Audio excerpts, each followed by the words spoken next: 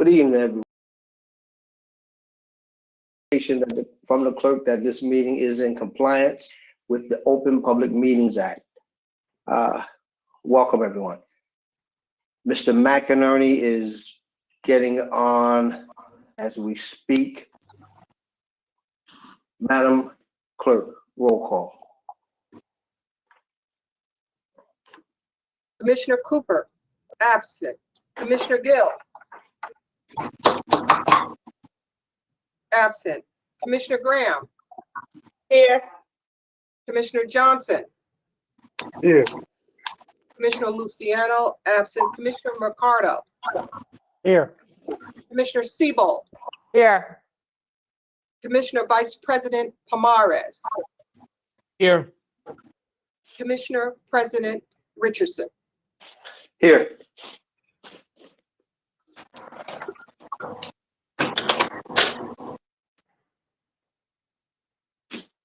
So let's get started. Mr. Jackson. Good evening, Mr. President. We have 9 presenters this evening. The first one is Ms. Joan Durkin from the Board of Taxation. Ms. Durkin. Well, good evening. I'll start by saying congratulations to Essex County, Joe D. and his team. I've heard nothing but praise about this whole year and the COVID experience. Getting the other counties have not been doing as well a job. I have relatives in every county, and they've been complaining to me about not being able to get the COVID shots. So thank you and congratulations to Essex County. The tax board, it's been a very challenging year. We started off having 3 assessor vacancies, Bloomfield, Maplewood, and Milburn. And to tell you that by the end of the year, all 3 have been filled by very qualified people. So that's a very good thing. But when you change a deadline, which was the appeal deadline, April 1st and May 1st, you have chaos. And the unintended consequences from that became a disaster. Basically, though, I have to tell you, the other statutory dates were not changed. So it compounded our problems. The school budgets were done on time. The municipal budgets not done on time, and they came in at different times from April, May, June, July, and they all had to be certified for the tax rates. So we had appeals, we had the tax rates, we had filing for added assessments. So we're hearing appeals for regular appeals, and we're getting added assessment appeals, and we're having to hear added assessment appeals. So it created really a really challenging time for us. But I have to tell you about our heroes. Joe Facone, George Labrizzi, and Jessica Romano got together for us for the tax rates, and the state of New Jersey were very involved with getting us certifications, actually almost hand delivering these things for us, so that all 22 municipalities had tax rates. A little past the time of October 1st, but everything was in order by that time. Basically, we also had another problem. So we had 3 other heroes, I have to say, Anthony Puglisi, Jay Coltree, and Annette de Blasio, because 2 of our staff, key staff members, had to be operated on in the hospital and were out in September. Again, another challenging time. And they came through. We were plexiglassed to death. We had cleaning materials. Were signed to death on the floor, on the walls, and even praised at tax court to say that we were one of the best hearing rooms and courtrooms in the state. It ended up that out of the 3 demonstration counties, which we don't count because they're in another time calendar, but out of the 18 counties, 9 or 8 were virtual, but the others were in person, and they did praise us for having the best run courtrooms with protection for the petitioners. So basically, we had over 3,500 appeals, and we had to fit them in September, October, and November, running into the added appeals in December.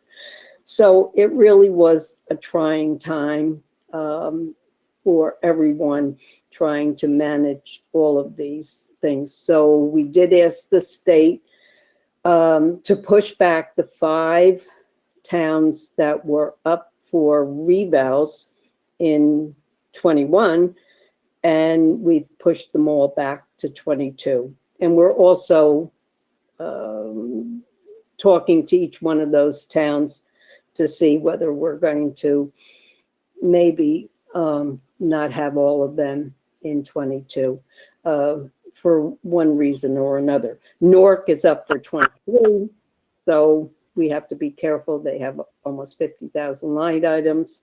And in 24 is Irvington, and West Orange is in 25.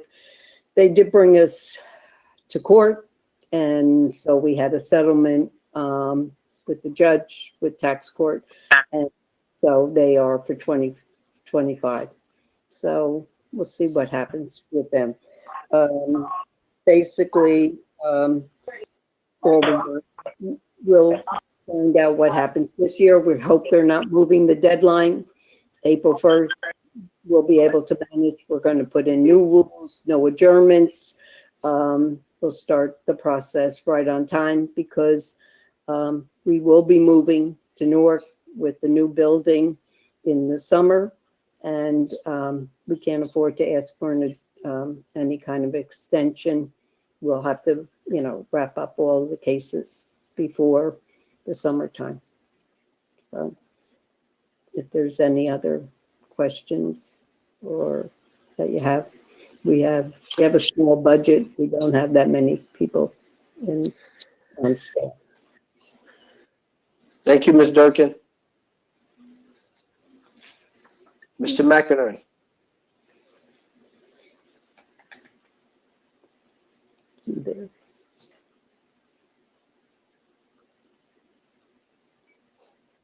Joan, how are you? Nice to see you. I'm getting my shot on the February 5th, so I'll be fine. Okay, good. So, like as you said, it's a small budget. I do have questions though. It's budgeted for, there's very little increase in the salary. Well, it's a 3.6% increase. There's 4 people, and all positions are filled. When I went through the payroll register though, and I have it here, I don't want to go out with names, but I have it somewhere. But anyway, I have 1, 2, 3, 4, 5, 6, 7 people getting paid. Now, one person's salary is about $6,700.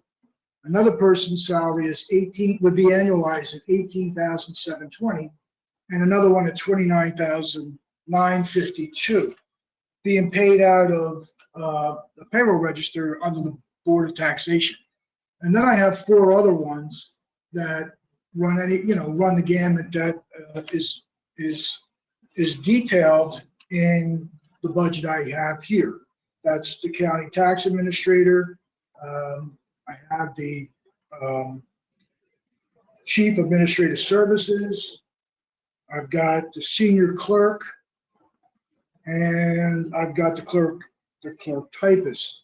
Do you know who those other 2 people would be? You have you have seasonal help. The other ones are from, the 4 are employees, the other ones are out of the appeal fund. Yeah, I mean, one person got paid $1,152, and this is out of the payroll register, so they may not be going to your budget. They may be going elsewhere to a different cost center. But one was for $720. They don't work regular hours. Okay, so where are these budgeted for, these temporary help? Because you've got about $8,000. I think it's $8,000 for overtime pay, but I don't see anything in your budget for temporary help. That comes out, comes out of the appeal fund, the trust fund. Okay, all right. Frank, this is Annette from Budget. I can jump in. Those are, it all gets lumped under Board of Taxation, but behind the scenes within the financial system, those are directed to Joan's trust fund account. So it's actually the budgeted, only the 4 are budgeted from the operating. The other miscellaneous people who come and go, that account number is directed to the trust fund. So we can provide that backup for you. So I think I probably asked the same question. It's just last year. It's just a question of reconciling for me what's in the payroll register versus what's in the budget, and that's fine in that. Great. Okay. So that works out good. Now, The fact is, I wanted to tell you that the one young man that works for us came from the Bridges Fund from Seton Hall Prep. And the time he's been with us, he has gone to Boston College and graduated this past year in May. And of course, is still with us because, of course, with the pandemic, has not been able to find regular work. But that's one of the programs that we picked up as an intern for, summer help. And this we're looking for when we go down Newark. I understand that Father Ed has a program at St. Benedict's for an internship. And so we'll be looking to talk to St. Benedict's about the program that he has that we could take somebody for the summer. Okay. So I'm sorry I got on late. So the next, I mean, as far as you have the status of your revaluations that you sent over to the commission earlier. Yeah. So, we have all that. When would the equalization table be completed? Well, we have one, you didn't hear, won't be done until probably April.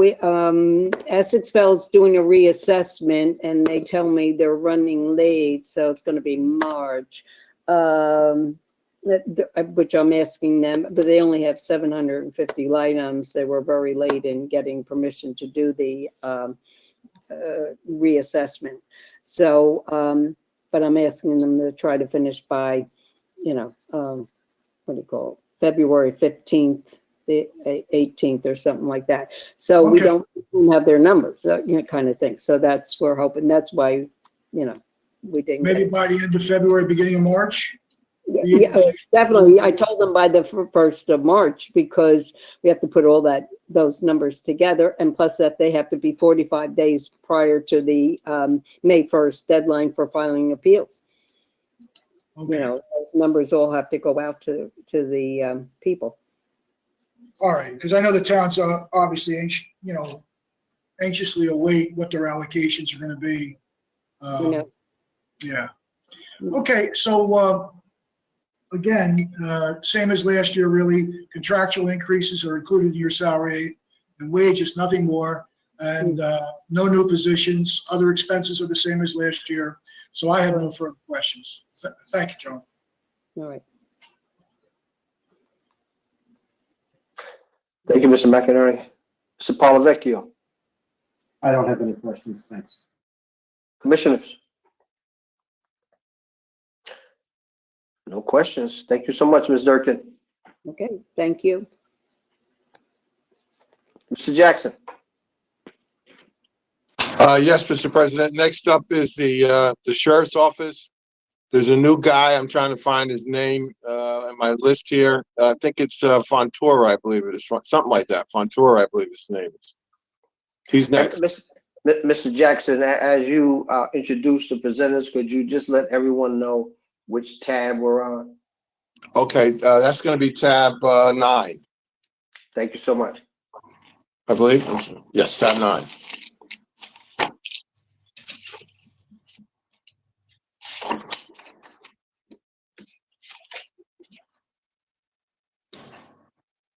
Mr. President, it's a little bit in on tab 9. It's after the prosecutor. Sheriff, you're on. Okay. Hello, everyone. Good afternoon. Thank you for the opportunity. We are sitting here after another busy day, all of you know, of course. With me is part of my executive staff, under Sheriff Gonzalez, under Sheriff Jones, Chief Spangle, of course, and under Sheriff Fitz is at one of the sites right now, so he's kind of busy out there. Somebody has to carry on. Just a quick opening statement. Every year, we come before this board to accept and endorse the budget that the county executive and his administration submits to the board for approval.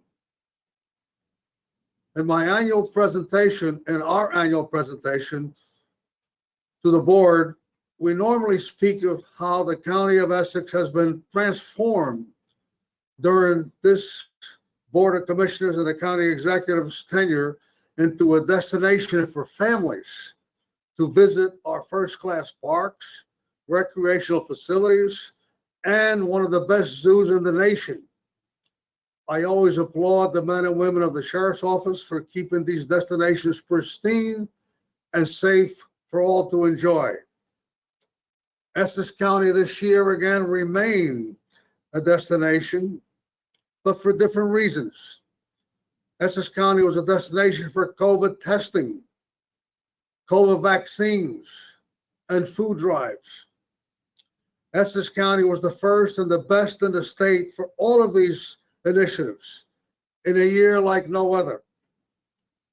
So we come before you to applaud our county executive, our administration, and this board for all that you have done in the war against the virus, and applaud the men and women of the Sheriff's Office for not only keeping our residents and visitors safe, as they do every year, but for taking on another role in logistics and security for our testing and vaccination sites and food drives.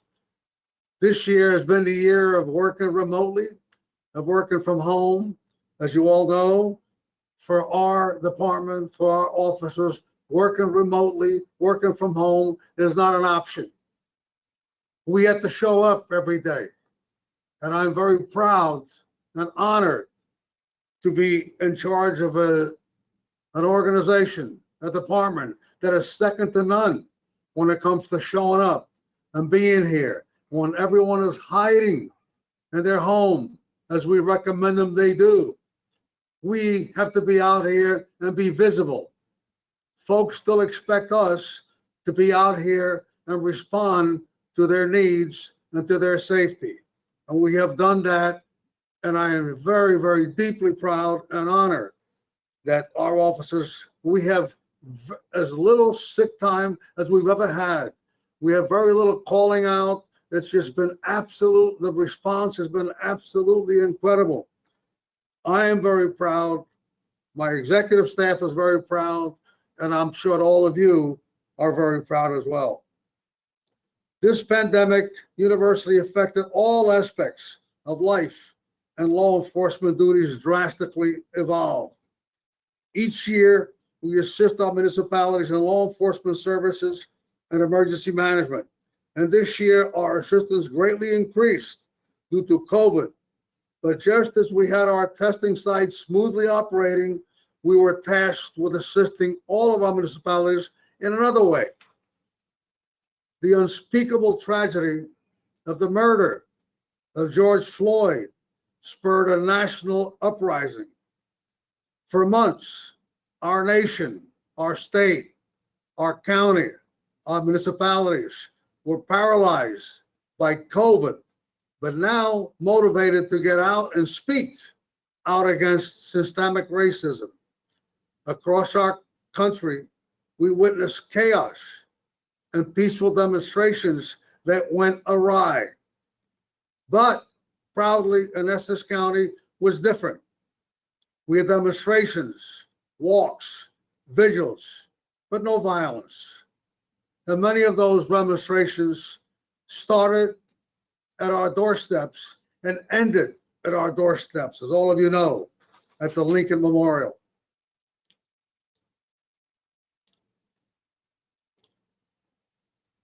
On weekend, early in June, we had demonstrations across the county from Newark to Montclair, from West Orange to South Orange to Milburn to Nutley. I know I was there, as practically all of you were as well. But again, no violence. I am proud that working with our partners, the Newark Police and all of our municipalities, we were able to maintain the peace. And again, I'm very proud. This year we had a responsibility like no other. We were continued to be committed to assist each municipality in Essex County. That'll conclude my opening statement, and now we can go into the budget matters, if you will. First of all, our personnel summary. Our 2020 budget has no increase in our total positions. We are remaining at 480. We currently have 29 vacancies between civilians and uniformed officers, with 4 scheduled retirements and an additional 20 employees eligible for retirement. We will continue to work with our Office of Management and Budget to develop hiring plans to allow us to remain within our budget. 2020 revenue. Our recurrent revenue unfortunately decreased in 2020 due to the pandemic, but not horribly. In 2020, our total revenue decreased to 6.6 million, a decrease of 1.3 million. It is difficult to anticipate 2021's revenue, as it is contingent upon the state allowing the foreclosure sales to resume. But when they do, we will have a better forecast for 2021. Our county executive was relentless and trying to work our revenue. And I can tell you how proud I am of our process division. And without sheriff sales throughout most of the year, with the exception of the vacant properties, unoccupied properties, as well as commercial properties, we still almost met last year's revenue stream, which is incredible. They did a great job. We went after banks that owed us money, and they were in the arrears, and somehow we were able to collect and come up with that figure, which is a great accomplishment. Grant procurement. As you know, we always attempt to offset our costs and budget via grant procurement. We diligently research and apply for all eligible federal and state grants. With some 2020 grants, we received $700,000 in Homeland and UASI grant money. These funds are not solely for county use. These funds are used within the county and spread evenly among our municipalities, police, fire, and EMS.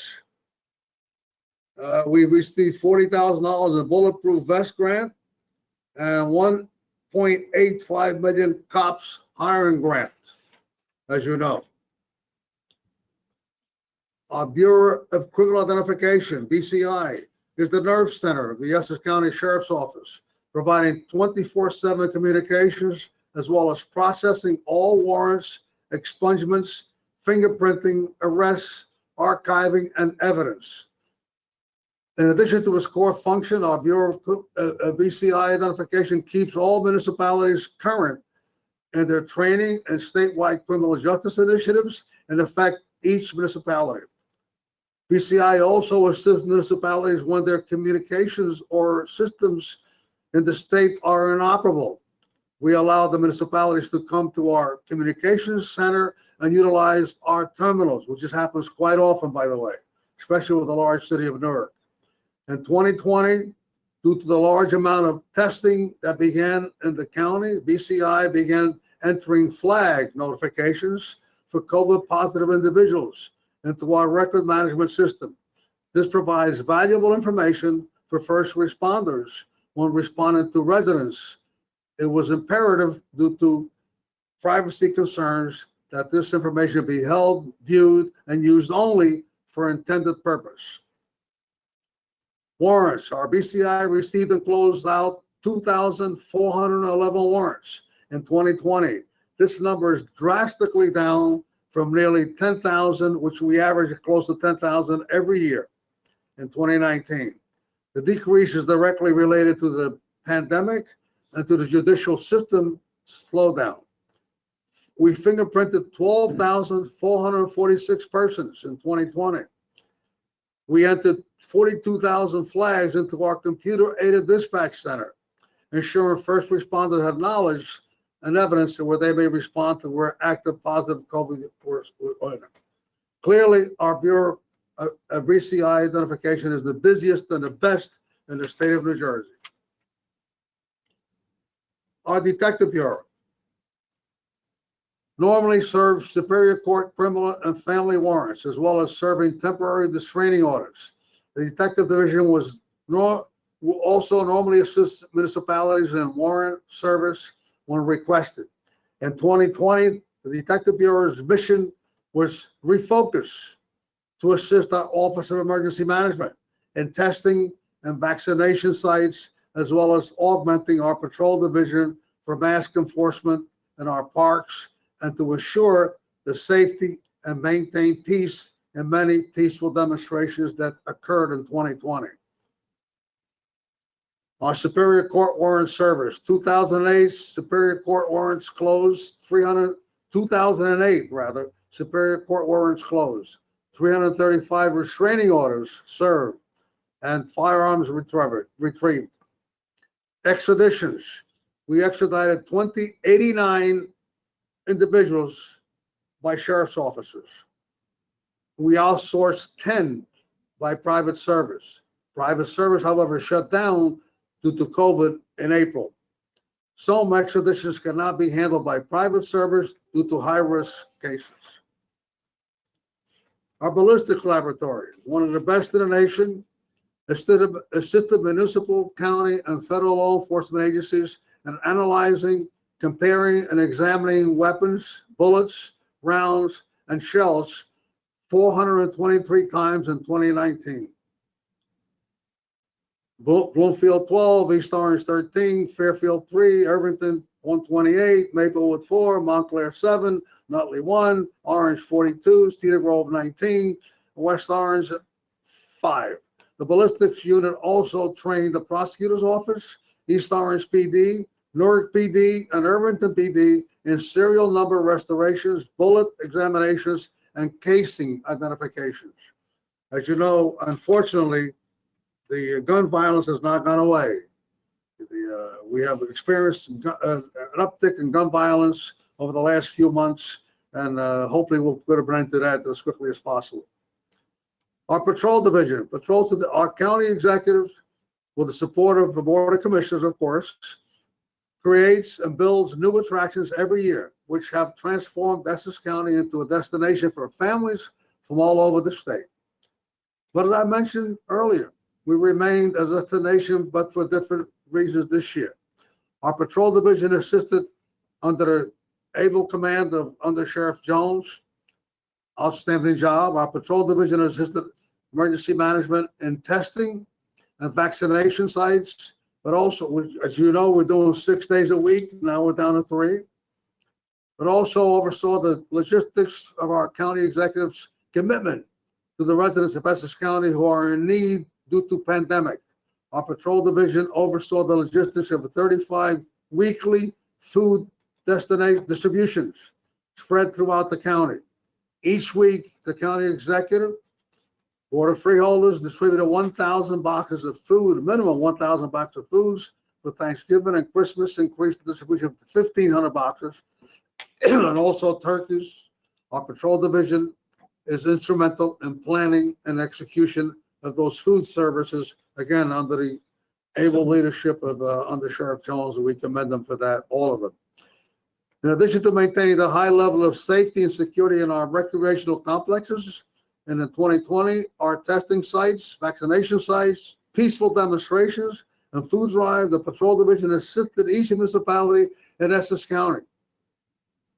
Patrol made 266 arrests in municipalities and issued 2,800 summonses on municipal roadways, which improves quality of life in each municipality, as well as generating revenue throughout the respective courts. We procured grant funding for pedestrian safety, click it a ticket, drive slow, pull over, totaling $106,500. These grant monies spread throughout the county. The Essex County Sheriff's Office is also charged with continuing to keep these amenities and their special events the safest in the state, if not the nation. We patrol 24, just a reminder, we patrol 24 parks, 5 reservations, 4 vocational schools, 2 welfare offices, probation officers, environmental center, 3 golf courses, South Mountain Recreation Complex, county roads. We answered 2,800 calls for service and recovered several guns, firearms. All of that could have been done without the assistance from our deputy division. As you know, our deputy division is a volunteer division and is paramount to our success by augmenting our patrol division in a day-to-day operations as well as special and weather events. Not a day goes by that we don't get a call from municipalities to have our deputies come and assist in one way or another. We have 70 active deputies. They logged 6,120 volunteer hours in augmenting the Essex County Sheriff's Office. Our deputy initiative continues to grow with 16 new volunteers set to begin the academy sometimes in 2021. Our K-9 unit, the Essex County Sheriff's Office K-9 Division actively patrols the county parks and roadways when not assisting municipalities, state, or federal agencies. In 2020, K-9 upgraded its headquarters with a new training facility and building upgrades.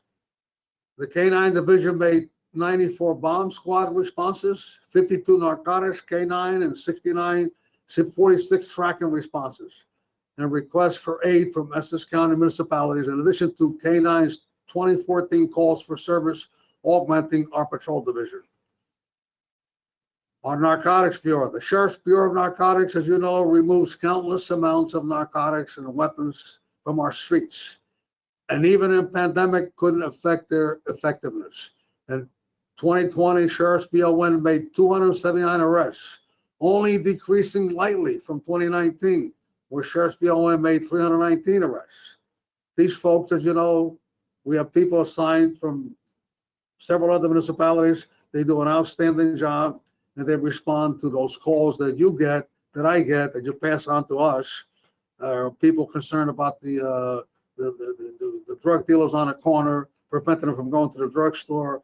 So these are folks to address the concerns of the street level operations, which are a nuisance to all of our folks. The BON works in concert with all municipalities to curtail drug activity, works on a daily basis with East Orange, Newark, Irvington, and Montclair toward this common goal.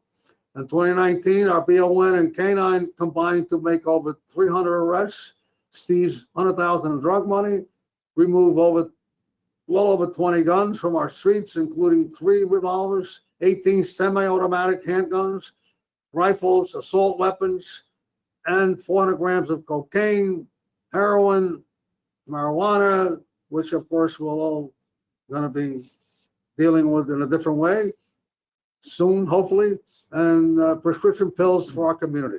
In total, Essex County Sheriff's Office removed 32 guns from our community in 2019. Our TRT team, that's our tactical response team. We have a tactical response team that has developed into an asset for all of our municipalities. Again, we get calls for them from Newark to Fairfield, from Nutley to Milburn, all across the county. We have assisted municipality police departments 101 times. This service offered by the Essex County Sheriff's Office keeps our public and first responders safe by performing high-risk functions that require special training. Execution of warrants from a prosecutor's office, for example, almost at least once or twice a week, assisting Newark and other feds, FBI, you name it, they call upon our unit all the time. Each year, our Office of Emergency Management trains and prepares each municipality in the event that a natural or man-made disaster, but no one could foresee or prepare for what 2020 brought us. Our Office of Emergency Management, under the able guidance of Under Sheriff Fitz Figliolo, who's out doing his thing as we speak, and Captain Esposito, and the entire crew up there doing a fantastic job, and we appreciate it very, very much. The March overseeing the logistics, assisting in the county, all the things that we talked about before, the testing from Weequahic Park to West Orange, and distributing PPEs and all the things that we get from the state, and they coordinated all that stuff, and I'm very, very proud of their work. And we spent a lot of time up there, but it's all worthwhile, and they're doing a good job. As the year went on, OEM was tasked to continue to play our role in testing and also planning for the vaccine. Essex County was the first to open 5 vaccination sites, as you know, and we'll continue to work with them and do everything we can. Our courts division under the able guidance of Under Sheriff John Gonsalves, serves and protects the busiest vicinage in the state of New Jersey and its ancillary facilities at 50 South Clinton, 60 Evergreen, and 320 University Avenue now, a new location. In 2020, our court division assisted patrol and OEM in the testing, vaccination, food drives, peaceful protests, but its major role was in assisting in another new problem due to COVID, not just an election, a presidential election. Our courts personnel played a major role in assisting the county clerk, board of elections, and commissioner of registration in providing security for our first ever vote by mail election. That concludes our presentation. We appreciate your indulgence and your time, and we will be entertaining questions if you so desire. Through you, Mr. President, I observe that Commissioner Gill has joined the hearing. Thank you. Mr. McInerney. Thank you. Sheriff, how are you? Thank you very much for that report. With regard to your table of organization, I've gone through the payroll register and I noticed that there were about 5 different personnel that were actually paid but in the payroll register, their salaries are reversed. I was told that that represents personnel on leave. Is that correct within your department? Is that a fair assumption? That's correct. Okay. So those 5 individuals, though, are they, I assume that they're budgeted for within this annual budget, given that at any point in time, I'm assuming they could come back. Are they in fact, budgeted within your salaries and wages for 2021? Yes, they are. Yes, they are, because again, we can't assume that they're going to be gone. They're on leave of absence and they may decide to come back. They're entitled to do that if that's the case. So absolutely, I'm not questioning that they are. I just need to know that when I'm doing my calculation to see from the payroll register how close I can come to what you're asking for in your annual budget. It's difficult to separate those that are of different ranks, or whether they're investigators or security or sheriff's officers.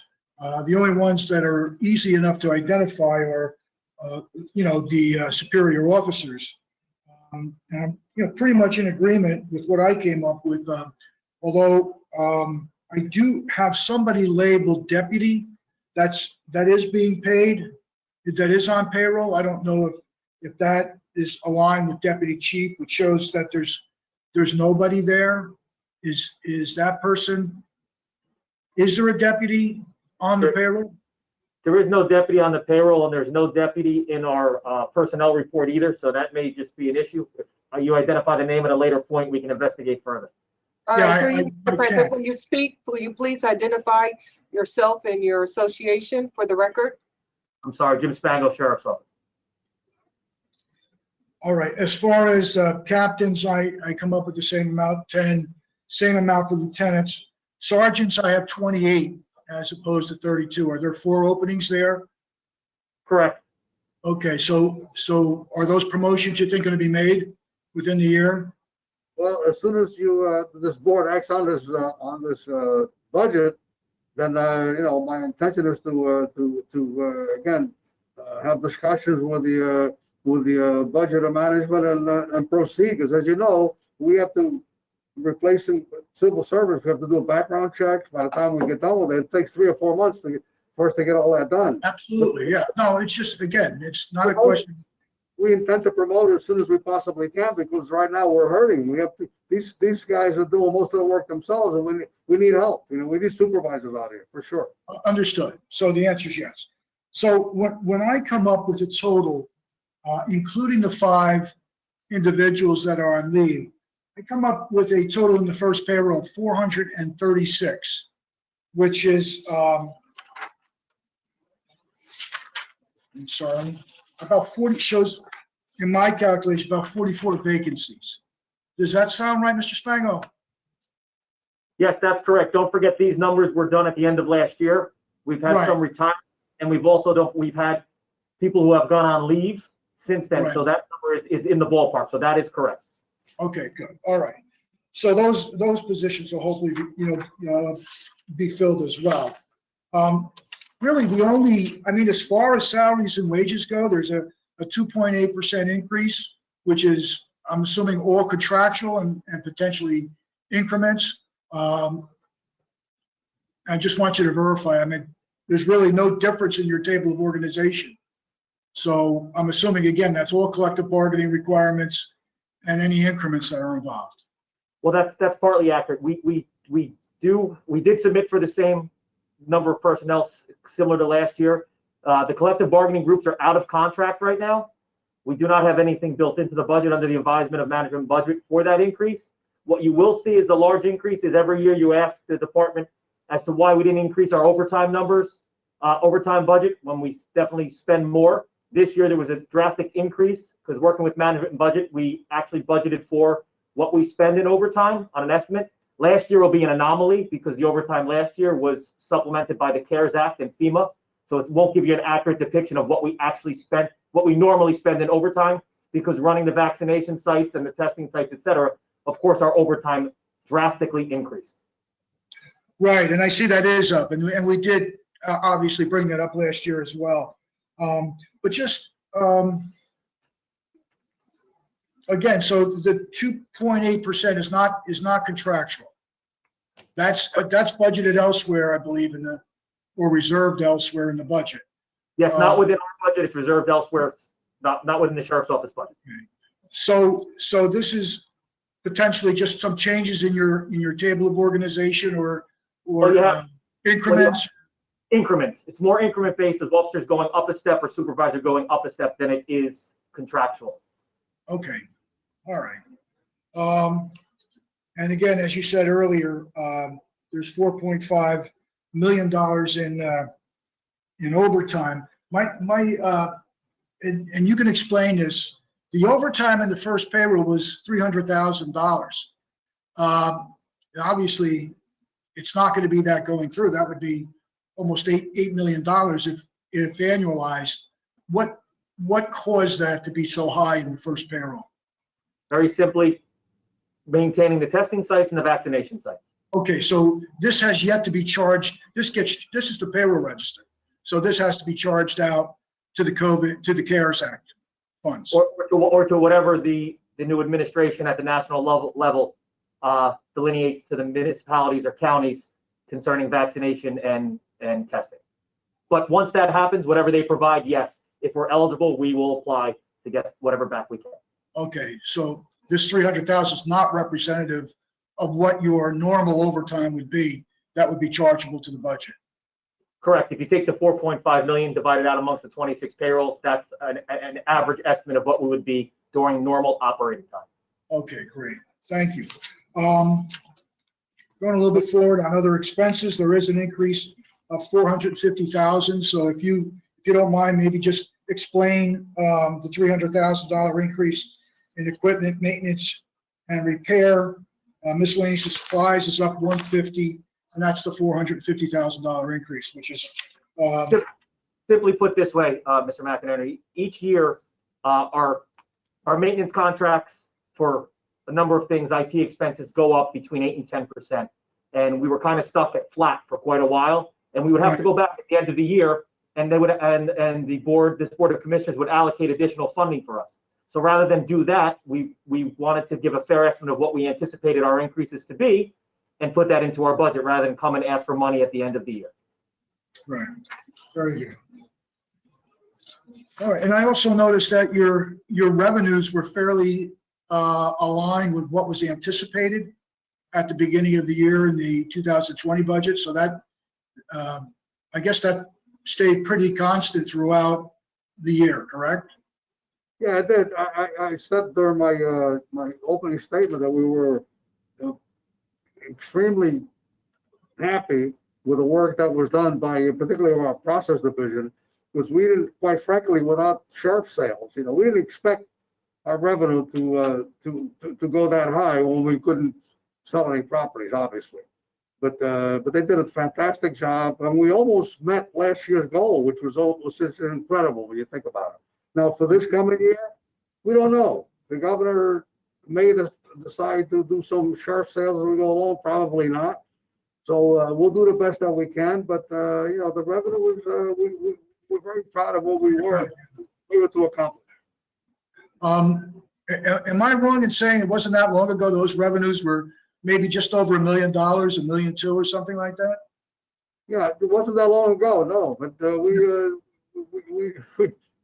we had, as you know, we were leading the state in sheriff sales for a while. So that's good and bad. It's bad that we have to evict people and throw them out of their homes. But as far as revenue is concerned, it was good for us. Okay. All right. I don't have any other questions, Mr. President. So if you want to open up to the floor. Sure. Thank you, Mr. McInerney, and Thank you, Sean. Thank you. for your presentation. Mr. Polavecchio, any questions?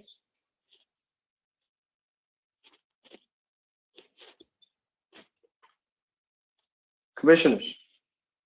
Mr. President, I'd Commissioner like to compliment the Sheriff Fontura. I was at the vaccine site at the Livingston Mall this morning, and there were a number of sheriff's officers there. And I received so many compliments about the great work that your department is doing. People told me they're so friendly, they're so nice. They were all talking to me about it. So I want to commend you for the great work you're doing, and I'm sure you're doing that at all the vaccine sites. So thank you. Thank you. Thanks, Commissioner. Mr. President? Commissioner Vice President. Thank you, sir. I want to take the opportunity to commend the sheriff, chief, undersheriffs, and the men and women of the department. To say 2020 was a difficult year would be a tremendous understatement.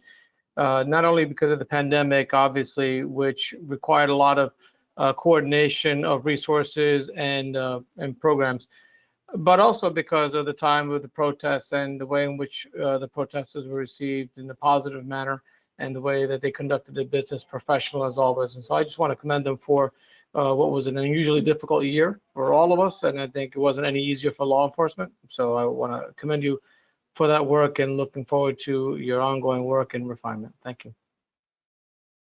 Thank you very much, sir. Thank you, Vice President. Anyone else? Commissioner Gill.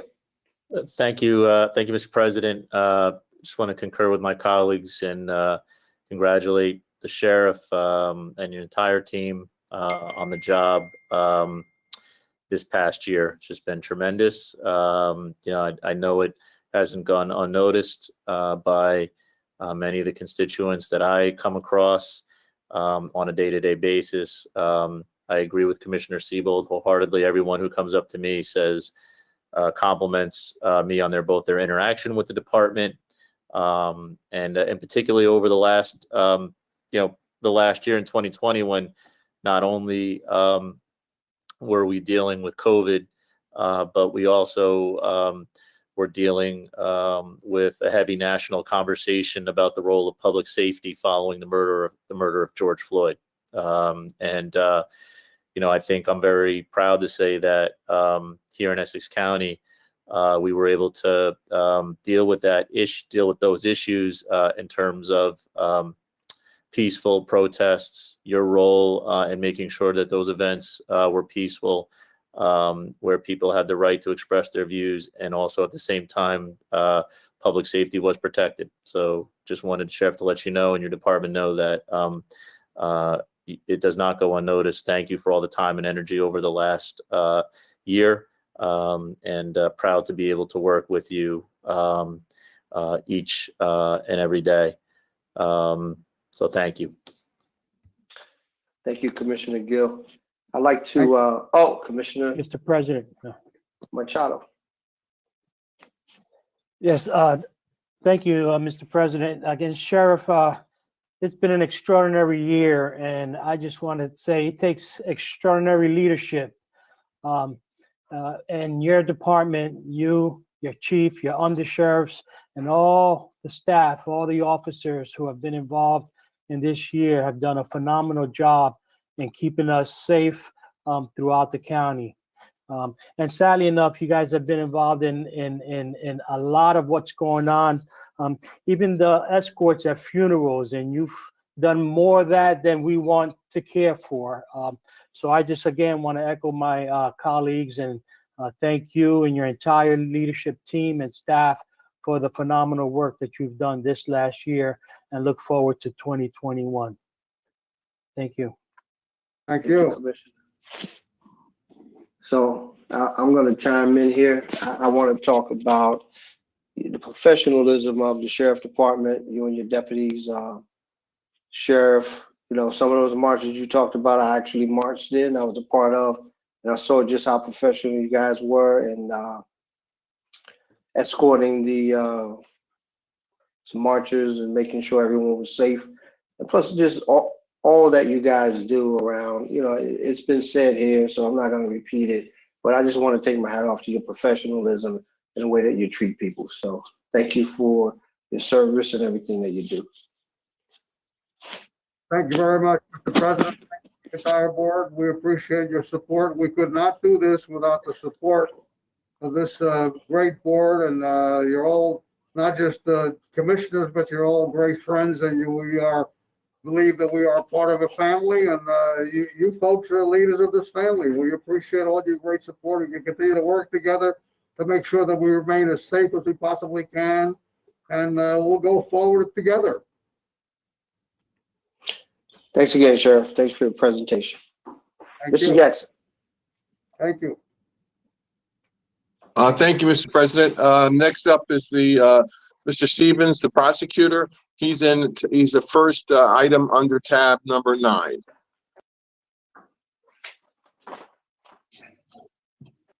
Mr. Stevens. Yes, good afternoon, County Administrator and the members of the commissioners and staff. Can everybody hear me? Hello. Yes, sir. Yes, I can hear Yes, we can hear you. Very good, very good. Okay, you all ready for me? Yes, we are. Okay, great, thanks. First of all, it's always a pleasure to come in front of the Board of Commissioners, and I will try not to slip and say freeholders. I'm trying to train myself with that, and congratulations on the change. I think it certainly is no change from what you really do, which is be the governing body for the largest and busiest county in New Jersey. Similarly, Essex County Prosecutor's Office is the largest and busiest prosecutor's office in New Jersey as well. But just like every other government entity in New Jersey, our job, as difficult as it is, was exacerbated by COVID-19, which extracted a heavy toll on the staff of the Essex County Prosecutor's Office, and in fact, on all of law enforcement generally. I'm sure the sheriff brought that to your attention as well. And it was also felt by all the municipal law departments or the police departments that we interact with.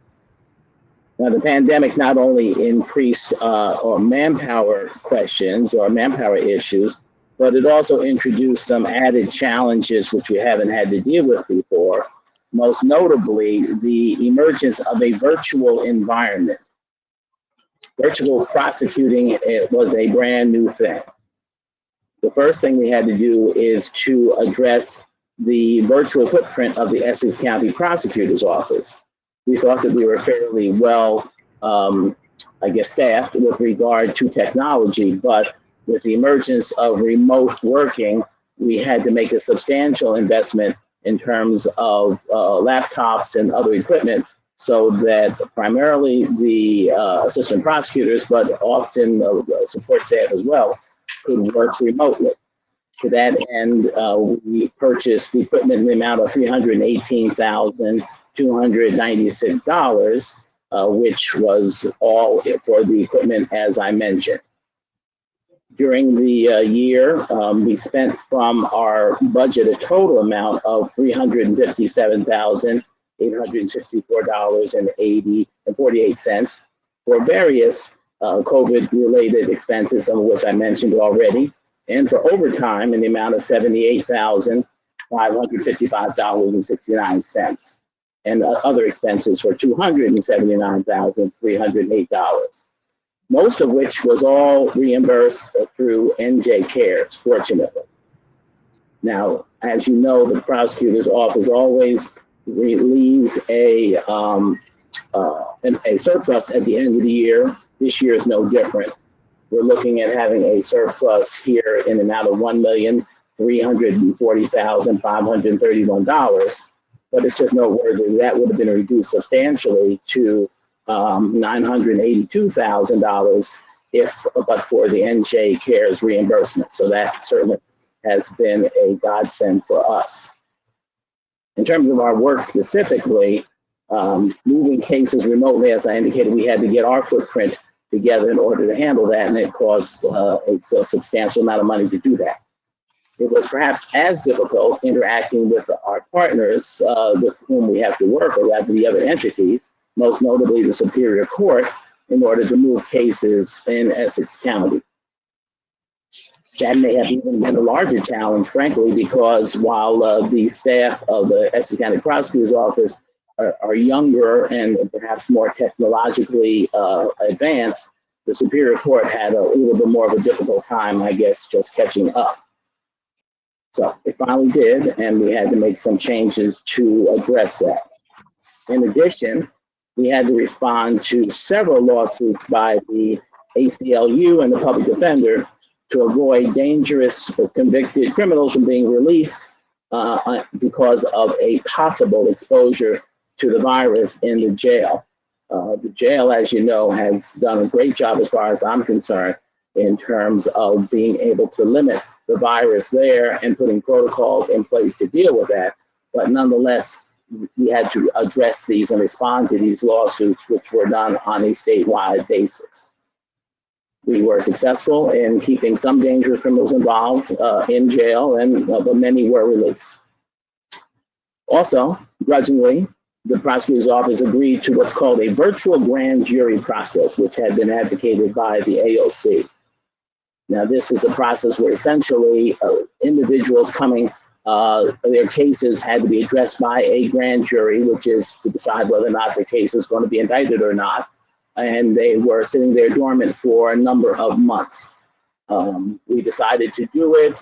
Really, the Prosecutors Association, though, it was not in favor of it because of some constitutional issues, which I really need not go into. But essentially, I looked at it and agreed. I thought that Essex had to deal with it because, again, our numbers are the highest in the state. And we could not just allow them to individuals to sit there in these cases to continue to grow over time. Just to give you some quick numbers in terms of that activity, which we call pre-trial. Normally, in a grand jury, we deal with cases on a monthly basis of about almost 400 cases a month.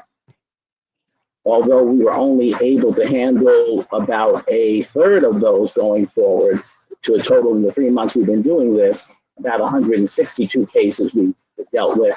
I think they've been 162 of the most important cases because from our standpoint, the Essex County Prosecutor's Office, as you know, is all about seeking justice as opposed to just locking people up.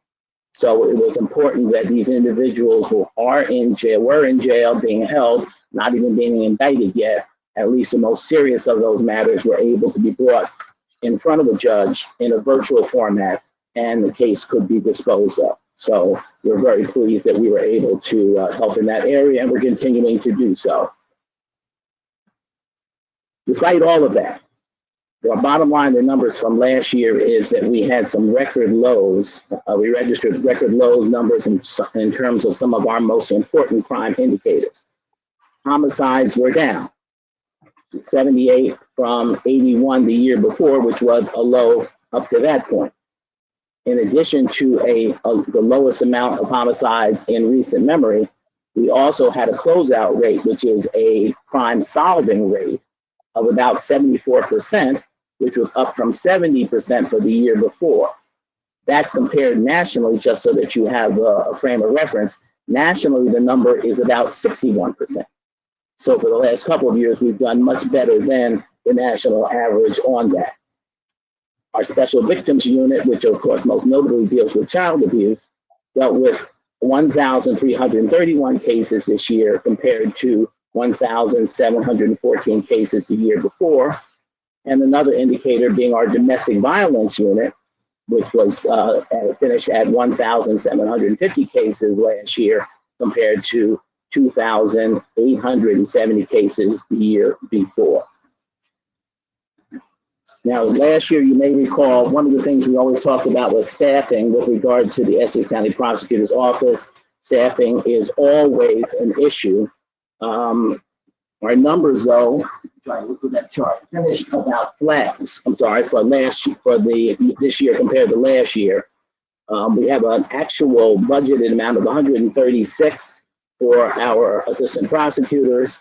Last year we finished at 131. This year we're less than that. We've lost some people through this, interestingly enough, and we have now 123 prosecutors. And as you recall, maybe from last year, the conversation, we are constantly trying to replace prosecutors. Essex is a great place to come and to get experience, but because of the nature of the beast, we can only pay so much, and it becomes kind of a training ground for individuals. There's nothing to be done for that. It's always been that way. So we're constantly trying to bring in talent and trying to develop ways to keep talent here as well. From our investigator standpoint, we are budgeted at 96, and we currently, last year we finished at 79. This year we're a little better, we're at 85. And with our admin staff, we're budgeted at 132, and last year finished at 124. This year we finished at 126. So we have vacancies in all of those areas going forward. So from a budgetary standpoint, obviously we always operate within our budget, primarily because we never reach our TO in terms of having the total number of staff here. Unfortunately, we lost a couple of people, and the admin who died as a result of COVID, and it's relegated just to the support level that was still serious enough as it was, because of course they were very, very important members of this office. But just like every other department, you just can't understate the impact that COVID had on maintaining operations. And I'm just extremely proud of the staff here at the Essex County Prosecutor's Office, doing a great job in continuing to do what we do under the most trying of circumstances. I'm available for questions.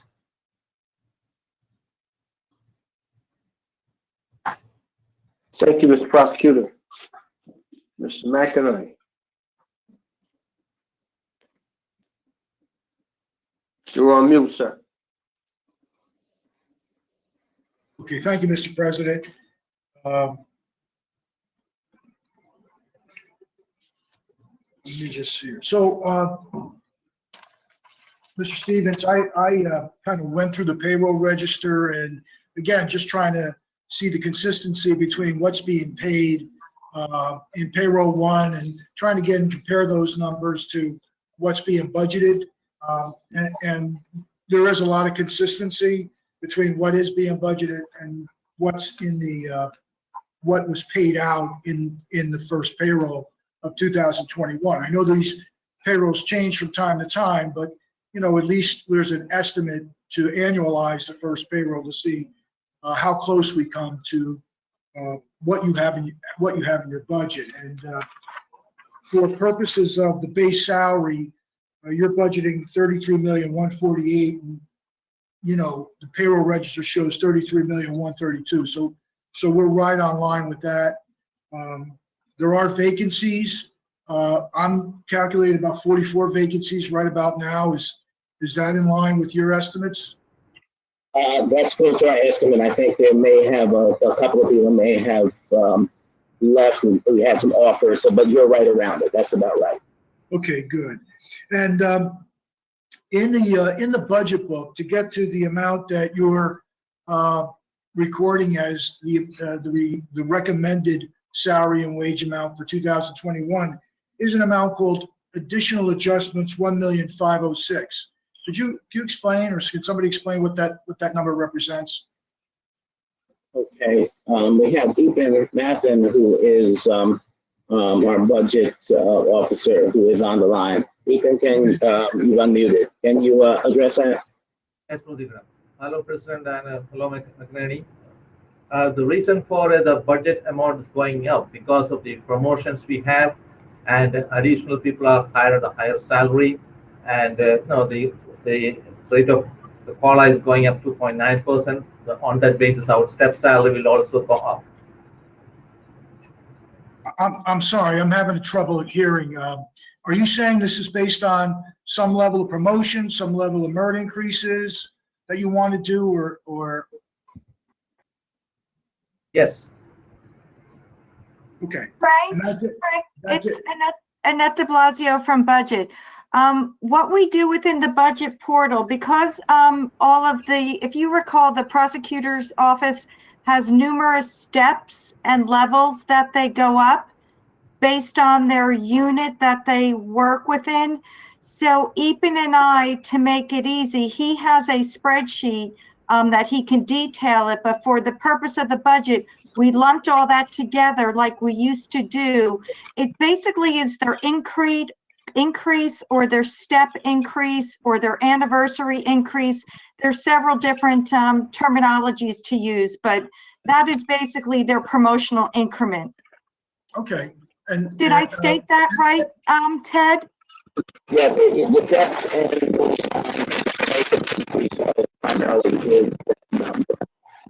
okay, and there's a Through you, schedule. Mr. President. Sorry. You're breaking up. I'm Yes. breaking up. Point. No, it wasn't you, Frank. It was someone, whoever was answering you. It could be me. Yes, it was through you, Mr. President. It was Prosecutor Stevens. Okay, and I can you hear me now? Yes. I was just agreeing with what Annette said in terms of the rationale for that. It was the annual increases based on steps and other factors. Right. So again, pretty much repeating what we said last year. There's a table you have. There's not collective bargaining increases, DAPs, but you do have something that you're able to, I guess, pay extra. Increase a salary based on merit or based on performance And that would also be included in this 1.5 million in the base salaries, correct? Everything, yes, that would be included in the base All right. salary. Next one. Right, so again, looking at the payroll, I have in the first payroll, almost $92,000 of overtime. I don't know how much of that is COVID related, but if you annualize that, it comes to 2.4 million. You have a little more than 2.6 in your budget. So that, I'm assuming that's mostly, if not all of that overtime is related to specific the prosecutor's office as opposed to COVID. I mean, there's not a, can you verify whether there's a substantial amount or any amount of COVID included in that overtime number? Yes, we had overtime reimbursed in about $78,555.69. That was overtime related strictly to your office, is that correct, or? Because of COVID-related issues. Okay. Was that, what period of time did you incur that 78,000? It's basically from February to April. All right, so what I was addressing was the first payroll in 2021, which is nearly 92,000. Is any of that COVID related in the first payroll of 2021? No, there is nothing related to COVID related in the first payroll.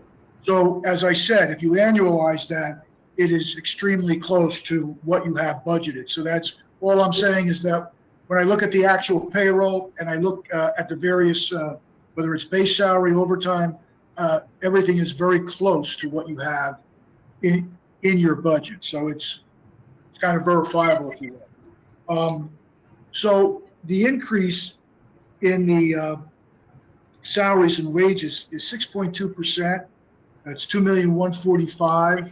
And I'm assuming that has a lot to do with the 1,506,000 that I just asked you to address, which you responded in saying those were, merit increases, increments, and a few other things that that you're forced to pay.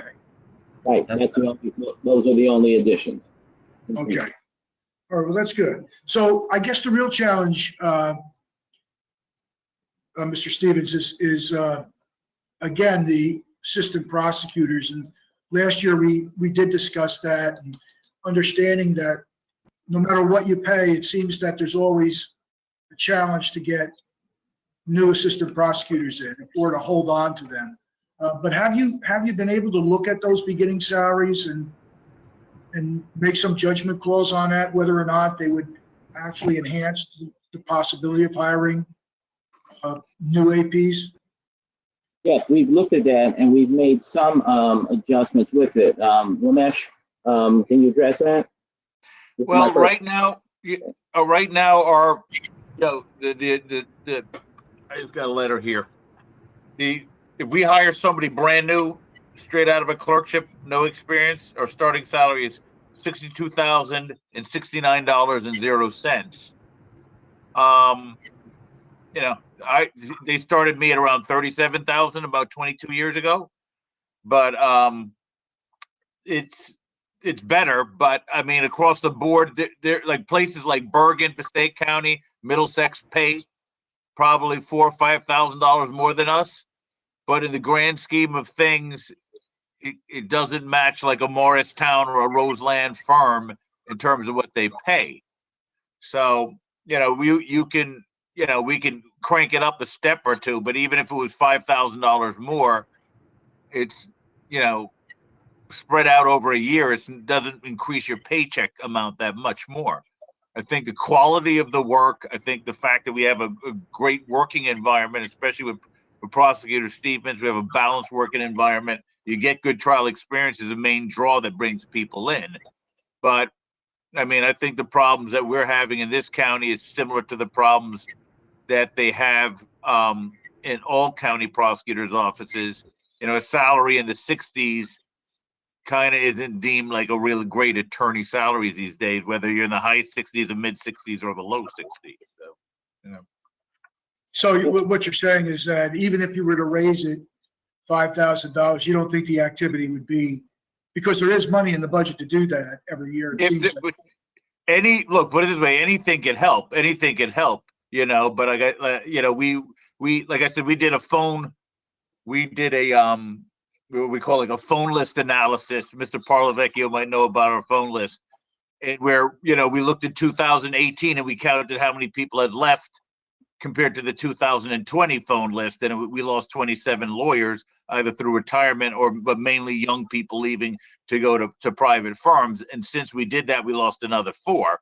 So we're losing every 2 years about, you know, 20% of our staff, or a little more. So it's, you know, if we could get another $5,000 as an entry level, I think that's something we could point at. We could skim people away from other counties, you know, but I think it'll always be a challenge. But, you know, if we could get, you know, those additional funds.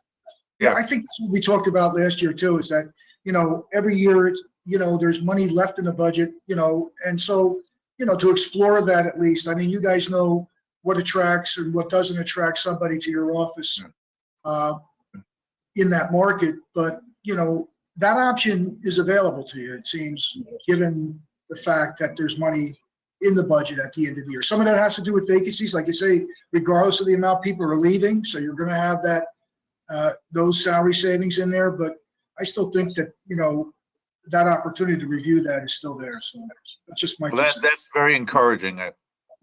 Yeah, we've been judicious about I'm it. only a budget consultant. I'm not the guy. No. And you've been judicious I think the board would support that.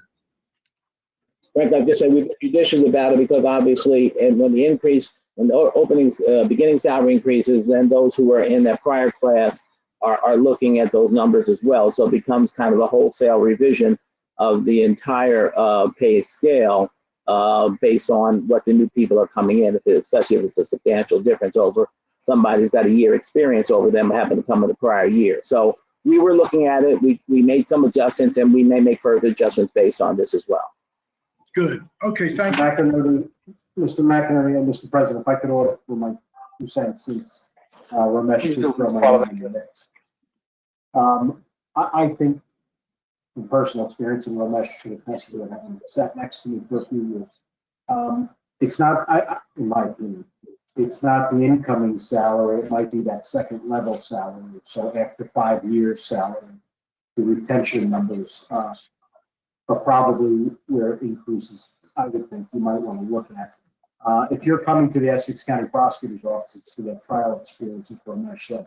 You could try more cases in a year than the entire Morris County office tries, you know, as one individual. So, and that's not hyperbole.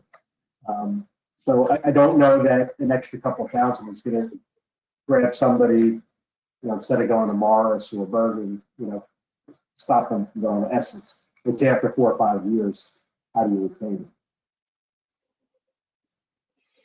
And the other thing that structure is in the mid-level person, low, mid, middle level person. And the other thing, Mr. McInerney, is that a lot of, you know, because of the level of the volume of cases and the ability, like I said, I think I tried my first homicide case after 2 years in this office, or 2.5 years.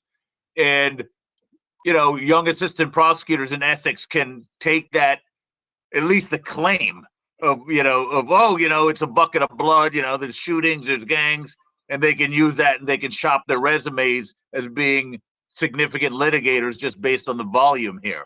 So that's just, I mean, it's a combination of issues, I think, but I'm sure it is. Yeah. All right. Thank you very much. As far as other expenses, there's no increase in other expenses between last year and this year. $1.6 million, it's holding. You did spend more than that. I'm sure there were transfers into the prosecutor's other expense line item. But if you could hold that 1.6, that's great. And I'm sure if you transferred, it probably came from salaries and wages. So it probably was all within your own budget. Yeah. So with that said, Mr. President, I don't have any other questions. You can open up to the floor. Thank you, Mr. McInerney. Commissioners, Commissioner Peeble. I have a question. Prosecutor Stevens, 2020 was a unique year because of the coronavirus. How did it affect your office in terms of the amount of work, in terms of the amount of killings, etc.? Was it different for the prosecutor's office because of the coronavirus? What effect did it have on you?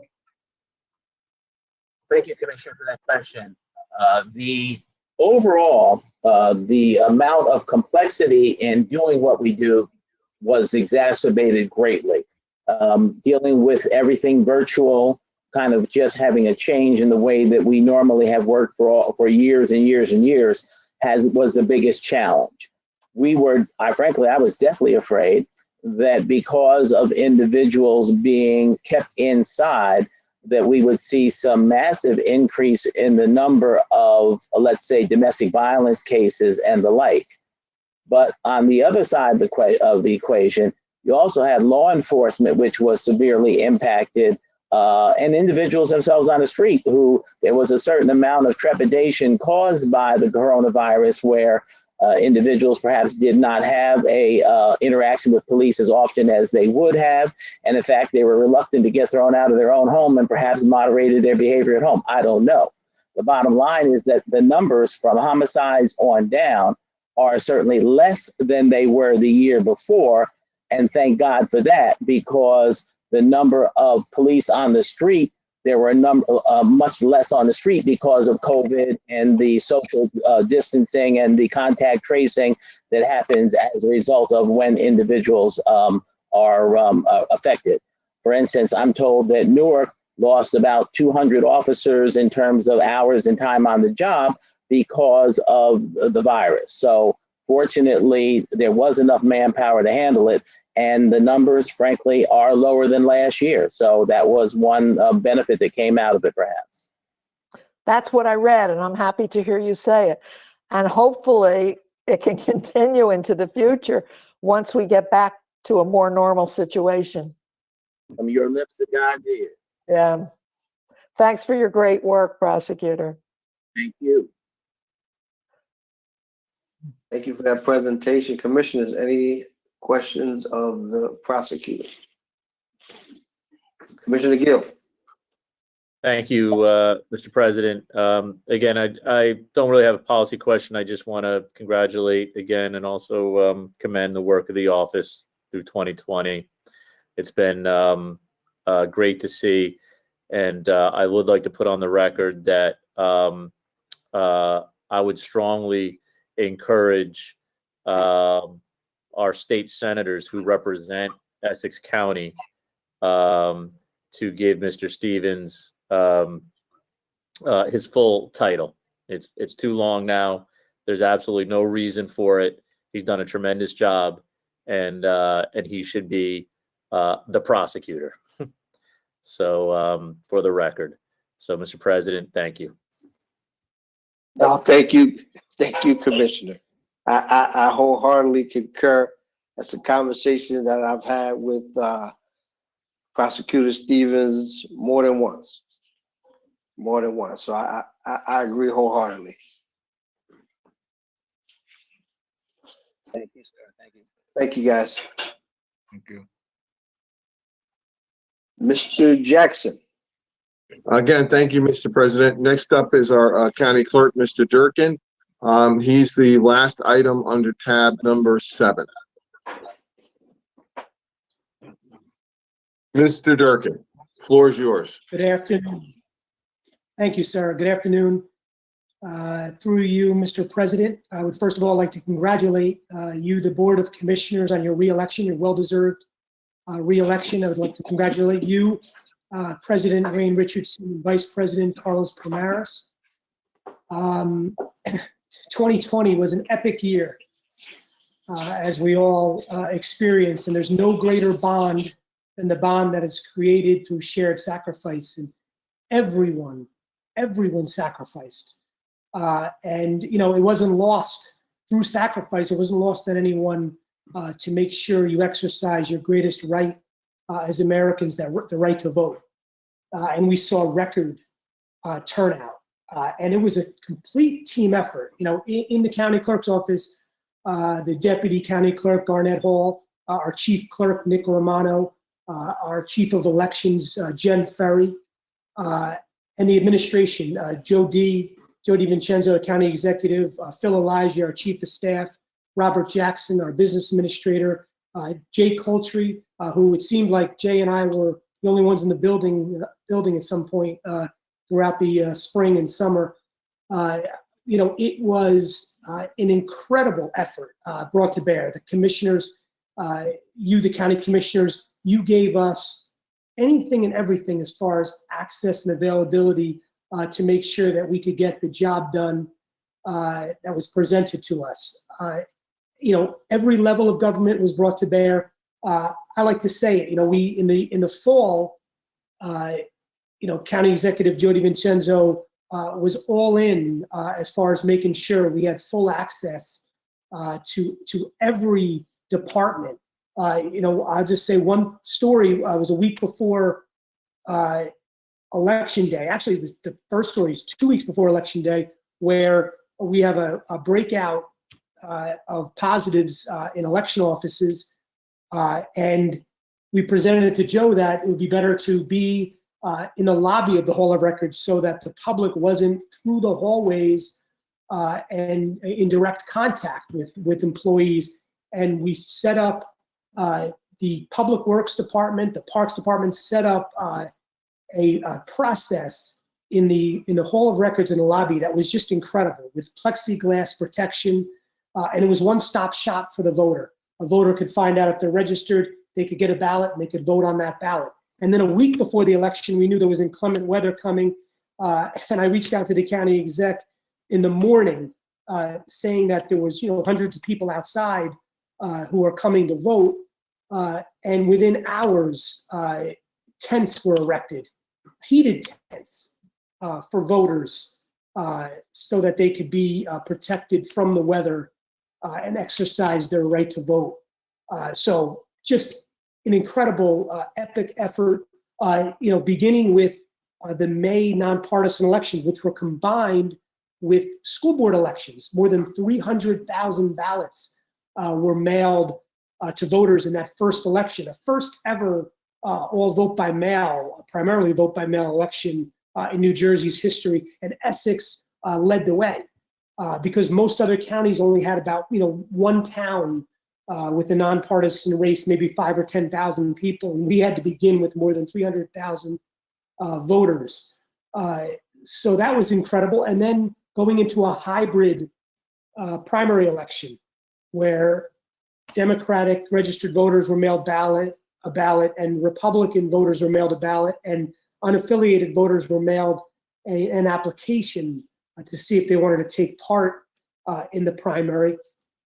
And then the general election, where almost 600,000 ballots were mailed. So in 2020, well over 1 million ballots mailed to voters, and it was just hand-to-hand democracy. It was inspiring beyond measure, just incredibly honored to be a part of it. As far as our budget goes, we are flat as far as employees, 22 employees in 2020 and 22 employees in 2021. A slight increase in wages, salary and wages due to increments.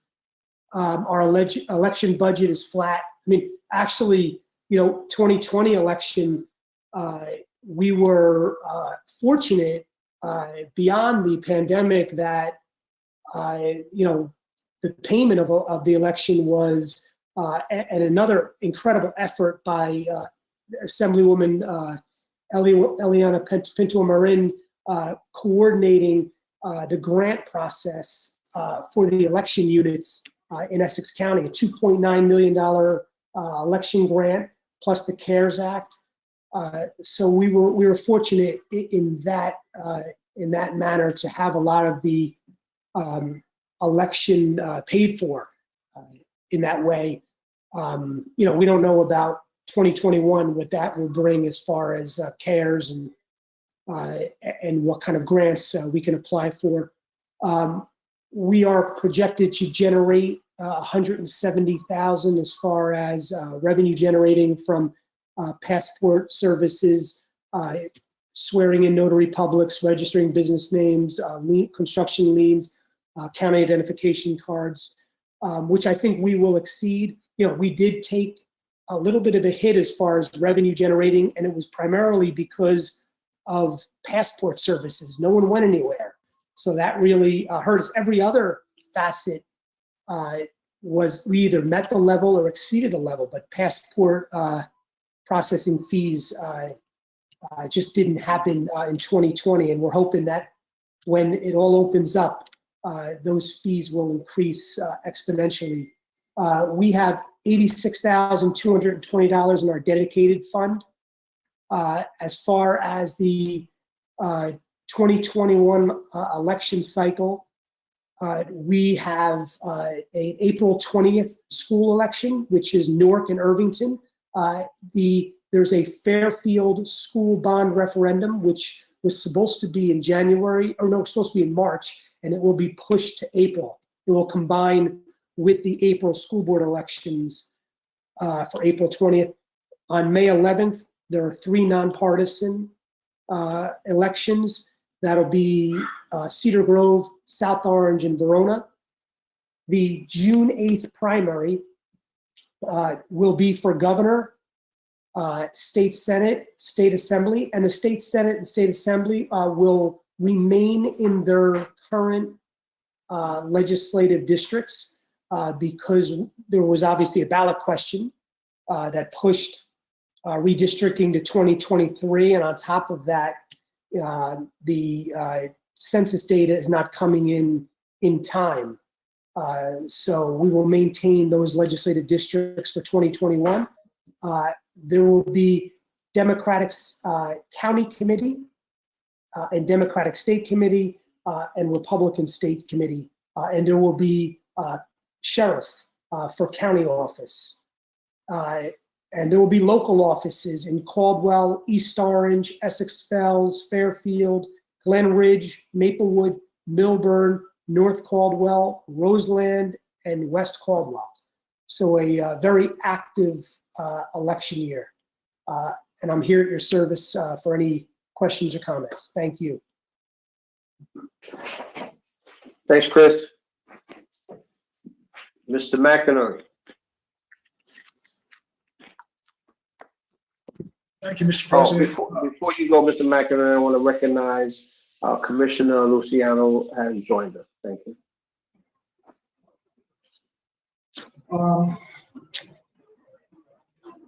Chris, I went through the payroll and the payroll register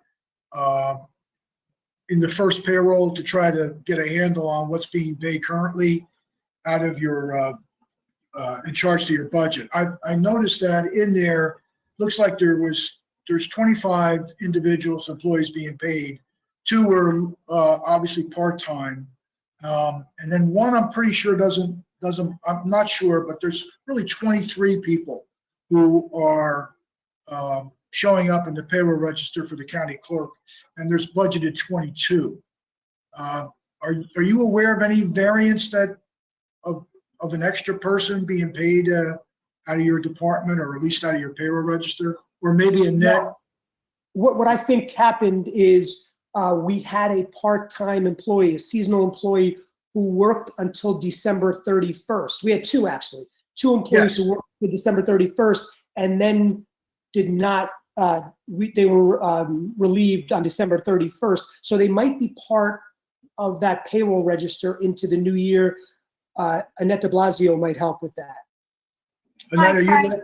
Yeah, I am. So Frank, yes, payroll 1 is a lapse over between the end of December and the first week of January.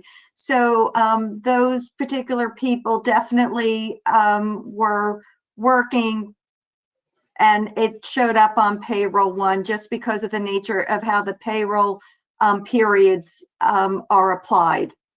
So I think if you look at going forward, and Chris can certainly run a report, or I can run a report for you, those were definitely seasonals, and they just needed to probably get terminated through the system. No, I understand that, but if I have 25, so if I pull those 2 out, that's 23.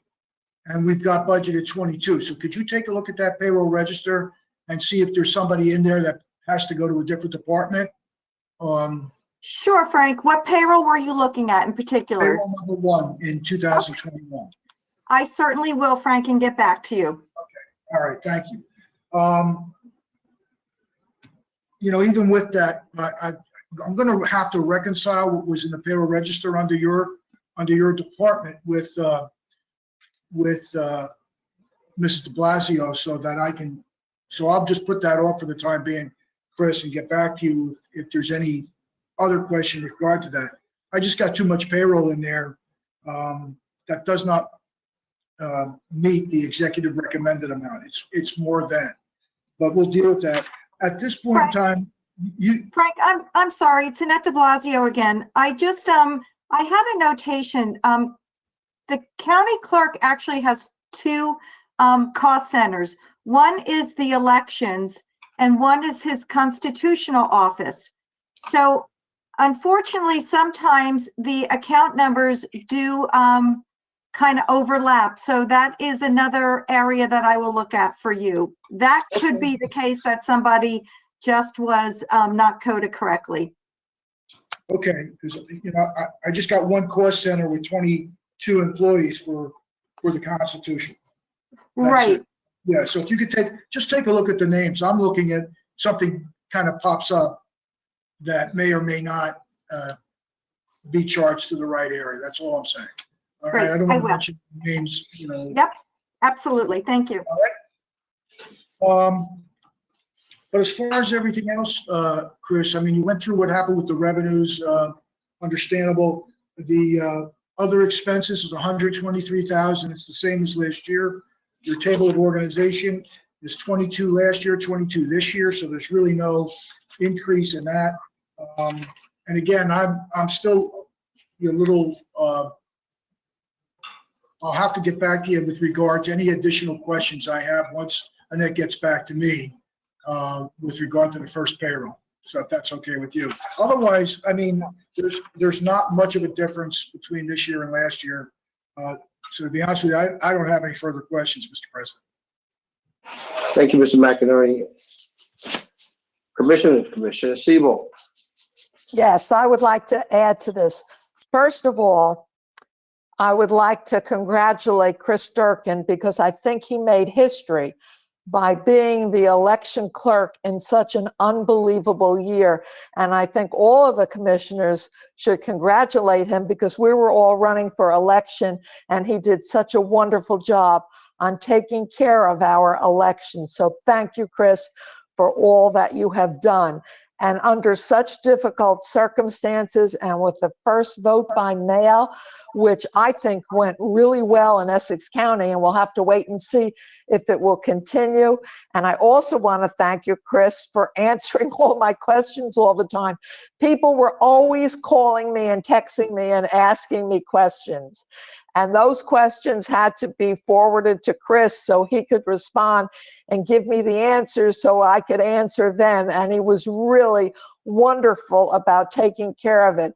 And even 2 days ago, I contacted Chris because I wanted to find out exactly who was running in this year's election.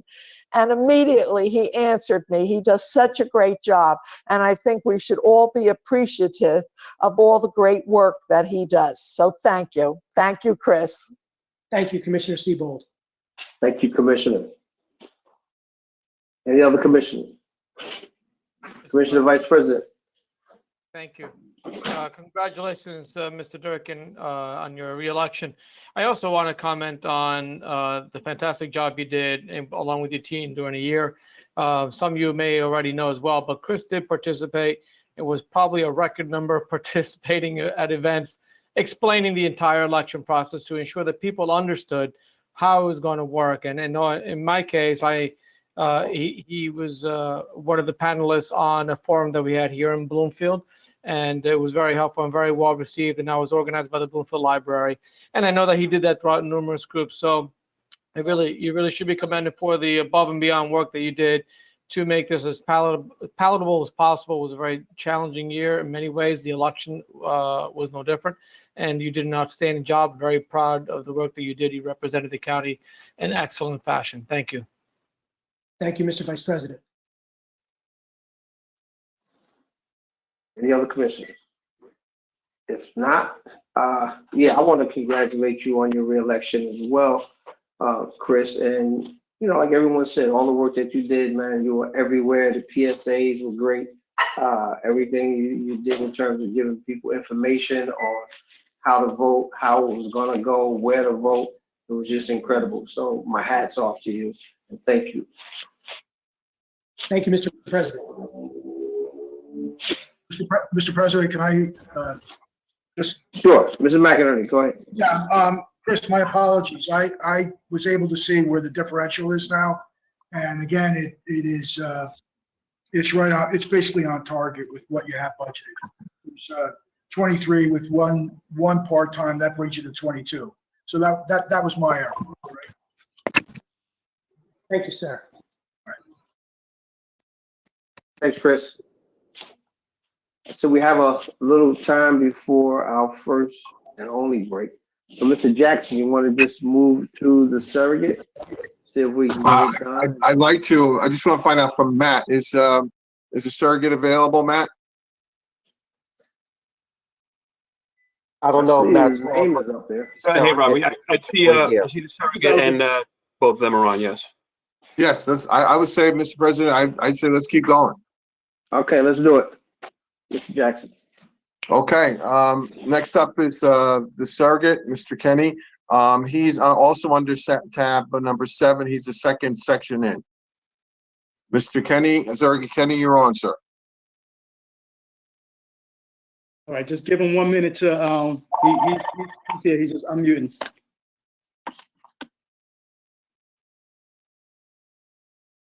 Okay, I think I'm on. All right, you gotta unmute yourself. All right, cool. Mute myself.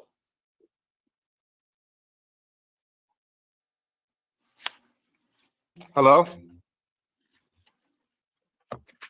We can hear you, sir. We can hear you, sir. Good evening, everyone.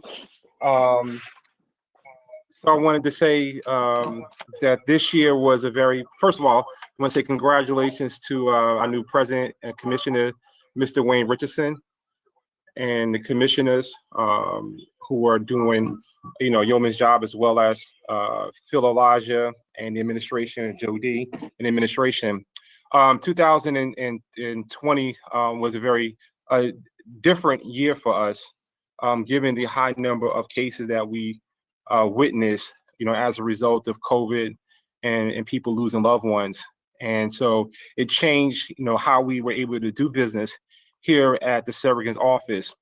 I want to thank the staff, the 60-member staff of our office, who dealt with some difficult times, whether it's personal with family members or themselves who dealt with issues, but came to work, while other surrogate's offices throughout the state were closing and now open up to the public.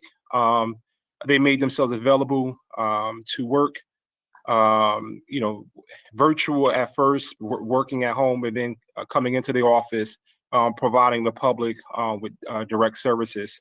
And so they've done a tremendous job. We were here with Juan and here with, our fella, clerk, Chris Durkin, making sure that we provide services, to our residents, as well as answer phones and respond to people, who called, with some difficult issues that they face. And so I also have my deputy online. Is Devere, are you here? Yes, I'm here. All right, great. So just wanted to say a few things, highlight a few things.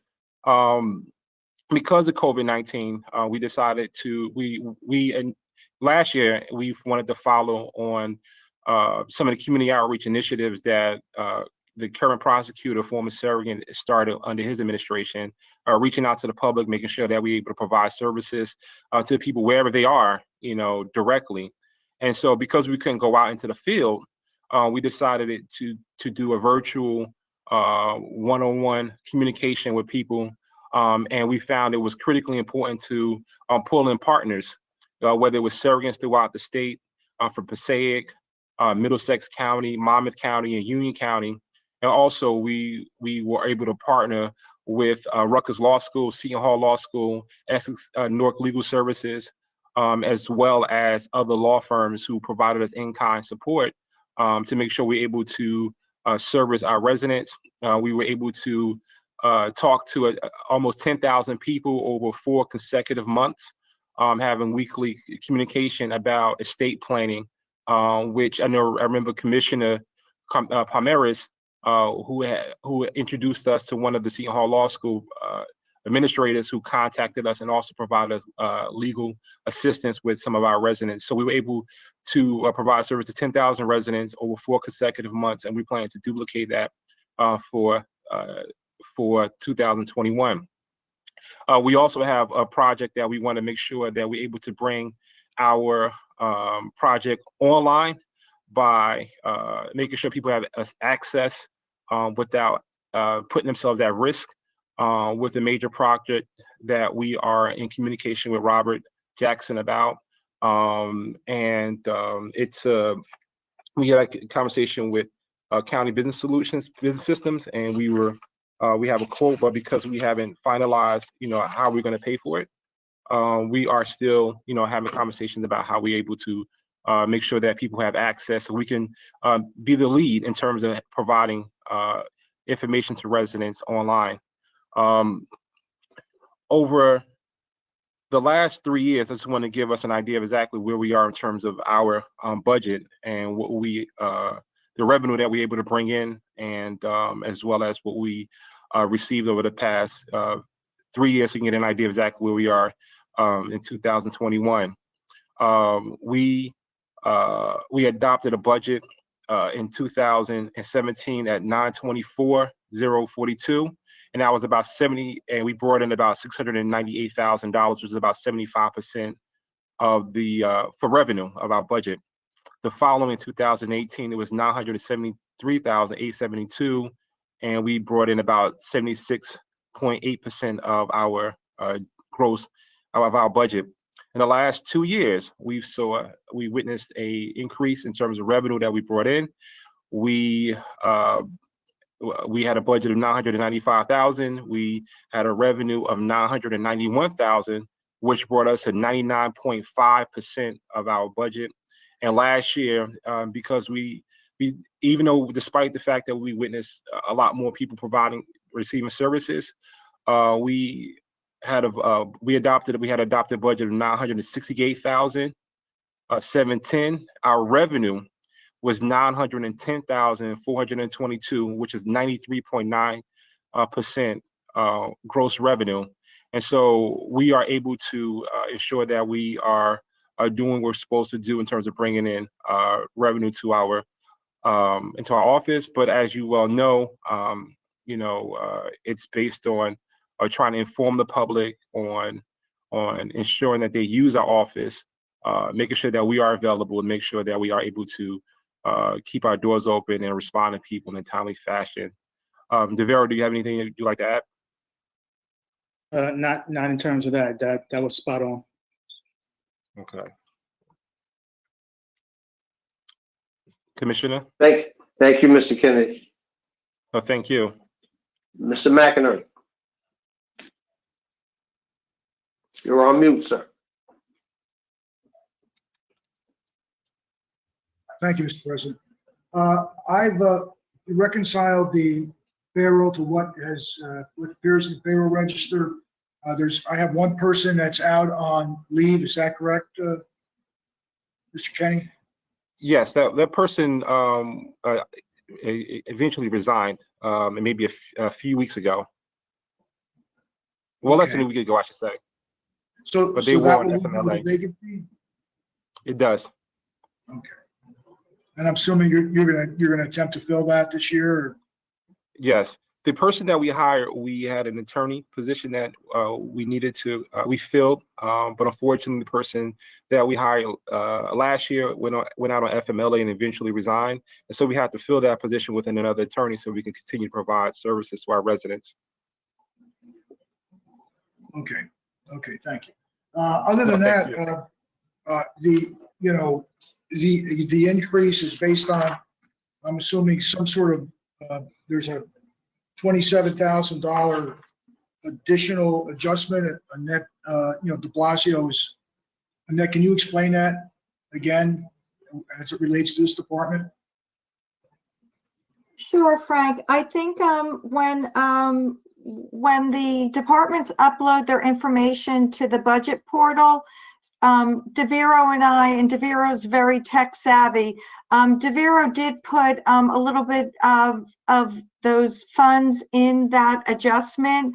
At the time, they were looking to do some of these programs, and I think we could probably give you a detailed report, but most of the increases in this department is the increments, and a lot of these people are not at max, so this is one department that has a significant amount of staff that is not at max.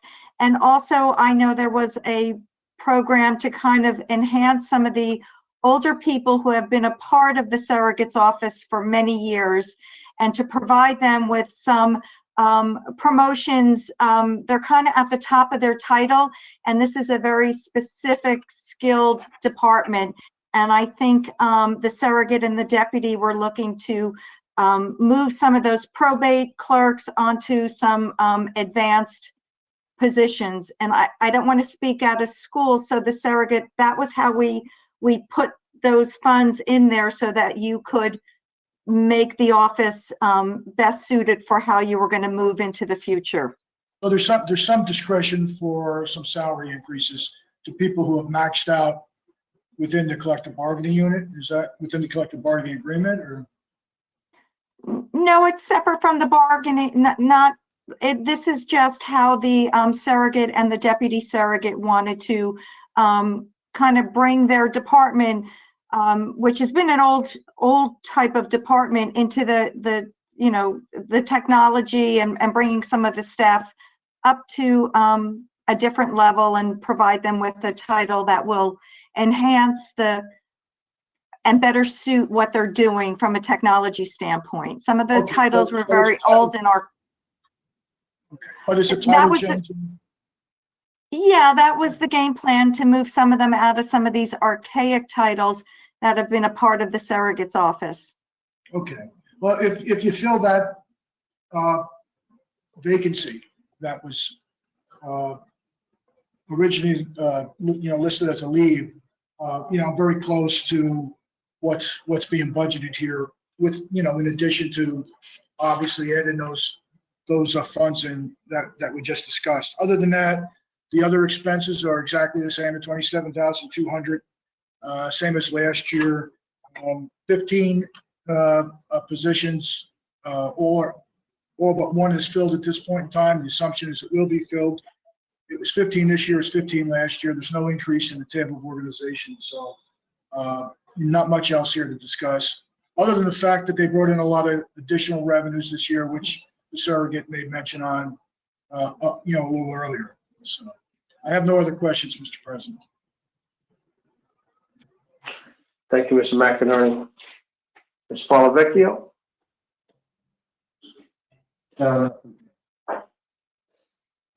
Commissioners? Commissioner Sebo?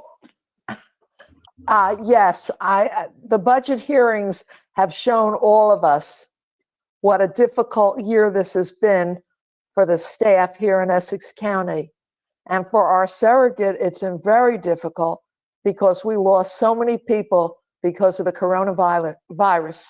So I need to commend him for all the additional work he has had to do this past year. And he did it well, and I think it was a lot of difficult work. So thank you, surrogate. Thank you. Thank you very much. Commissioners, any other comments? If not, I'd like to make one. I've attended some events along with the surrogate, and the information that him and his office give out is invaluable. I learned so much about wills and trusts and things I had. Well, I always thought about wills, but trust and all of these other things, and that information is not readily available. And for you guys to go out and go around and educate the public and is just incredible. I think you're doing an outstanding job. I just want you to know that. Thank you, sir. I appreciate you. If that is it for now, I think we could take a little break. Till 6:30? Your Yes, call, that- sir. All That right, is scheduled. that's We'll what's schedule scheduled, it 6:30, for unless you want to cut it short. Whatever the board decides, Mr. President, we're good with. Do we need a whole half hour, or can we do 20 minutes? Half hour, okay, 6:30. Okay. Mr. President, Yes. I would just ask that people will try to get back on the line at least 6:25 so we can start exactly at 6:30. Outstanding. Thank you. 6:25, everyone. Thank you.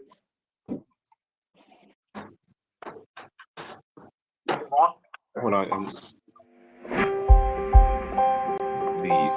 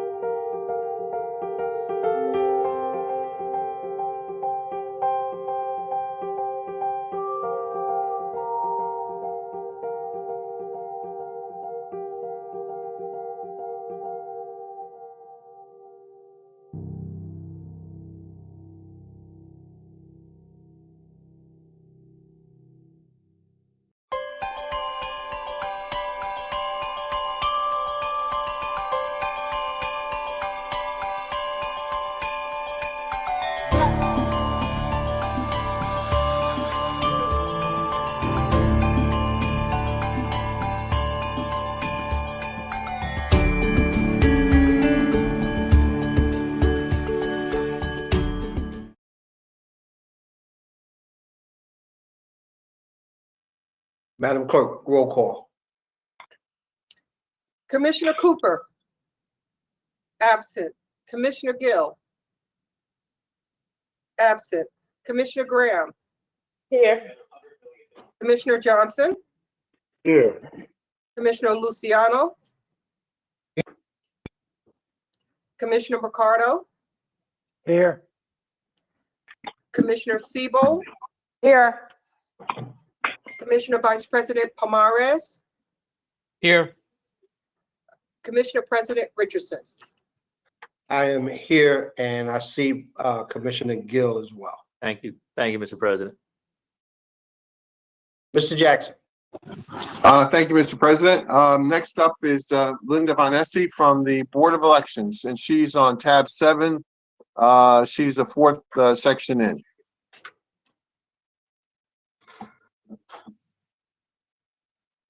Linda, you're on. Good evening. My name is Linda Bonessi, Clerk of the Essex County Board of Elections. Good evening, Commissioner President Richardson and Commissioner Vice President Pomares and all county commissioners. I congratulate each of you on your election to the Essex County Board of County Commissioners. How lucky you were to be on the 2020 ballot. You may not feel that way, but you will go down in history with this past election. It was an extremely difficult election for my office, but I am proud of the job we did, and I thank you all for your support. In late August, I received a call from your office, a staff member, on behalf of President Gill, asking to join with the Board of Elections to launch a countywide recruitment drive for college-age poll workers for the November election. This is one of the most difficult parts of our job, so it was well received, the offer. Successful would be understating the results of the drive. We had well over 500 people call and access our website with the wanting to volunteer to serve, never mind wanting to be paid. Thank you for all your assistance with this very difficult part of our job. This election was really known as a mostly vote by mail election. Vote by mail ballots and provisional ballots, close to or over 300,000 received, and the operation of 135 polling places, it was really amazing. Ballot boxes, cure ballots, extending the deadlines for receiving and counting our mandatory 2% audit. These, in addition to over 125 election workers, have processed ballots for 10 days prior to Election Day and several thereafter. It was very costly. Thanks to the CARES Act and the CTCL grants, we were able to conduct this election, but money alone does not make this happen. We had the constant support and assistance from our County Executive, Joe DiVincenzo, from our County Administrator, Robert Jackson, Phil Elagia, Jay Coltree, Carl Hunt, Hussam Muhammad, and Net, who did this budget through our craziness when I couldn't even think about looking at a figure. The wonderful Sheriff's Office, I can't name them all, but they were by our side. Our constitutionals that are housed in our building, they probably are not my friends anymore. I borrowed staff from Juan Rivera, an ex-commissioner who couldn't say no, Deborah Davis Ford, who I love, Edna and Patty, my friends, and every day from Chris Durkin, he's the best. They never said no. Our cleaning people kept us sanitized and almost safe. They are forgotten, but not by us. Maya and her team who tested us daily, they are wonderful. And last but certainly most important, my poor little staff of 5. They are amazing people that did an amazing job. While 2021 will hopefully not be anything close to 2020, we still have added expenses that we will probably see. Soon we will be embarking on, and my ex-commissioner Siebel will appreciate this, our 2021-2022 redistricting and the implementation of early voting. These are huge. We will do our best to provide our electorate with the best election in a cost savings manner. I and my Board of Commissioners thank you all. I am not only proud, but I am honored to be part of this team. This election would never have happened in Essex County, and I think we were the best without being a team. I'm here to answer any questions, but as I prefaced before, I am in quarantine. When I left Thursday, I never really expected not to go back for 2 weeks, but I will do my best to answer any questions that you have. Thank you. Thank you, Ms. Von Espy. Mr. McInerney. Right. So again, just so you understand, what I do is I look at the payroll register and, you know, kind of match that up with what is being required and recommended in the 2021 budget for salaries and wages. And just kind of eyeball other expenses to see if there's any increases there, which in your budget there is not. The budget that you do have, when I look at the payroll register, is right on target with what was expended in 2000 and is less than what was expended in 2020. So there was a large increase there, which I think you explained before. You're basically back down to where the budget was in the prior years. But can you just explain a little bit in terms of what kind of increases make up, the increase in this year's budget? In 2021? Yes. Well, payroll 1 and 2, we still had a few seasonals on, which are now terminated. So that will not show up for quite a while. I actually had an employee that was terminated, a permanent employee that left us effective the 5th of January. So we will see. We're not replacing that person yet, probably within the next month. So we will have a little bit of a savings there. I think we're right on target with where we should be. Yeah, right. And as far as other expenses go, with regard to that, you want to just say where you're at with that? Other expenses have not, our request has not changed from last year. It's a flat budget. We have to be honest about this. We are going to have other expenses until we get through COVID. From what I'm hearing, I don't know about any of you, but from what I'm hearing through my state contacts is the spring elections are going to be pretty much a hybrid election. If we're going mail-in ballots, and I know Chris was already on, mail-in ballots are not going away. They're always going to be increased. It's going to be the way of the future, and especially with early voting. And when people, I believe, when people go out and they vote on our new machine, which is a paper ballot machine, I would think some of them are going to say, well, why am I going to the polling place? I can just cast my mail-in paper ballot in the ballot box, which everyone loved. So I think down the road, the very short road, we have to really discuss how elections have changed in 2020 for our county offices. I have picked up, with all the new laws, my office has picked up a large part of the responsibility. And that's going to have to be addressed. Well, is that something that will take place in 2021 or that might affect your budget?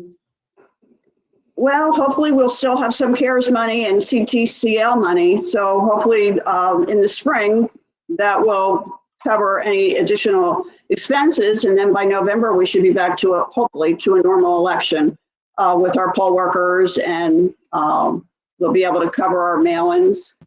Large part of our increase was because there were so many extensions in the deadline prior to and after election. I don't see that always being the case with early voting. It definitely won't be. So we may have, the spring may be an added expense. I think by November we'll be pretty normal, hopefully.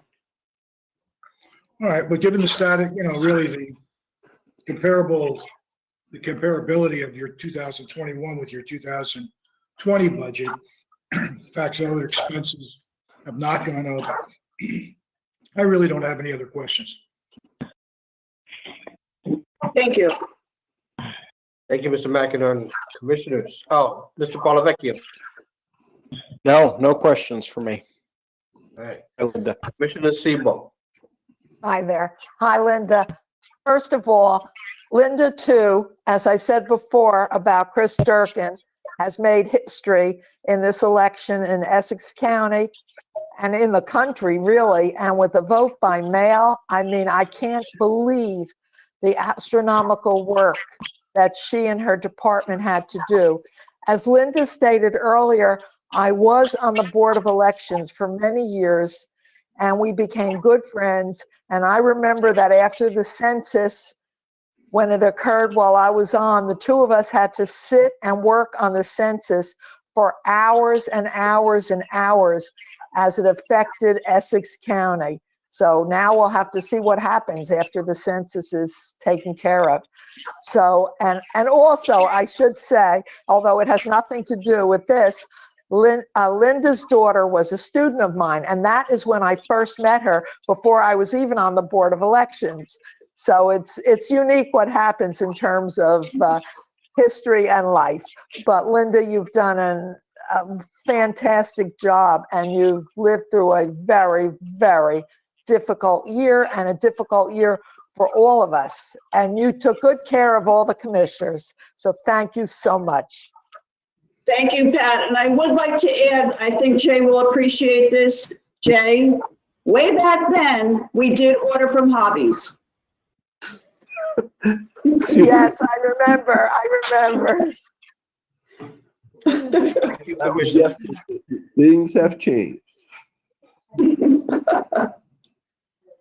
We moved to Any other comments? How are I'm you? sorry, Jay, go ahead. How are you feeling, Linda? Did you have the coronavirus? No, I did not. I'm quarantined. I'm not feeling great, but I'm going to be okay. If I got through 2020, I'm going to get through 2021. That's for sure. Okay. Take care. Thank you. You too, Pat. Always a pleasure. Commissioners, any other comments? Commissioner Vice President Omaris. Thank you, Mr. President. Just a quick word, Linda, to you and your team. Having been on those calls that were daily at one point and then broke down as the pandemic went on, it was an amazing lesson to hear the amount of logistics that you guys prepared for with the unusual election cycles. So I just really wanted to compliment you and your team for being able to execute it fairly flawlessly. It was a lot of work, and I know every election is a busy election and a tough election, and this one really had so much more layers on top of it. I think you guys did a fantastic job. Thank you for all that work. Thank you very much, Commissioner. I appreciate that, and I will bring that back to my staff. Thank you. Thank you, Vice President. Any other comments? Hearing none. Thank you, Ms. Vanessa. Appreciate you. Thank you. All of you stay safe. Mr. Jackson. Yes, Mr. President. Next is Commissioner Registration, Ms. Spango, along with Linda Williams. Again, they're tab 7, next to last, I believe, section under number 7. Mr. President, before we continue, there are some individuals that are on the phone. If they can just announce themselves, please. That are dialed in just by phone. Acting Superintendent Patty Spango. There was one other person. Linda Williams, Office of Superintendent of Elections. Thank you. Paula Talmadge, Board of Elections Commission. Mr. President, you can proceed. Okay, Commissioner Spango, you're on. Good evening, Commissioner President Wayne Richardson, Vice President and Board of Commissioners.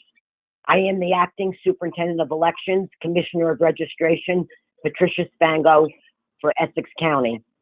The 2021 budget request for the Superintendent's Office is $2,730,230. My office will work closely with the Office of Management and Budget to stay on track. Despite the difficulty in predicting election trends while under the current pandemic, we will, however, make every effort to be prudent with our budget allocation. I would like to thank the administration of Essex County for their tremendous resources during the 2020 presidential general election.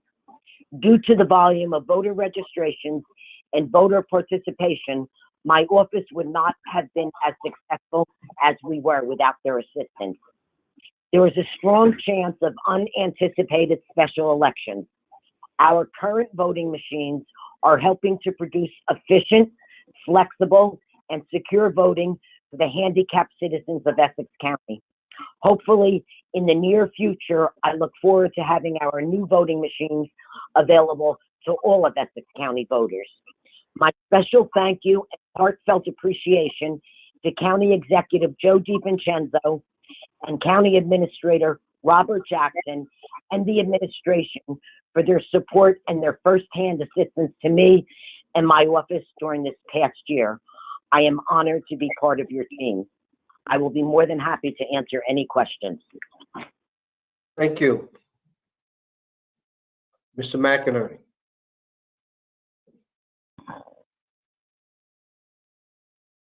Just give me 1 second, Mr. President.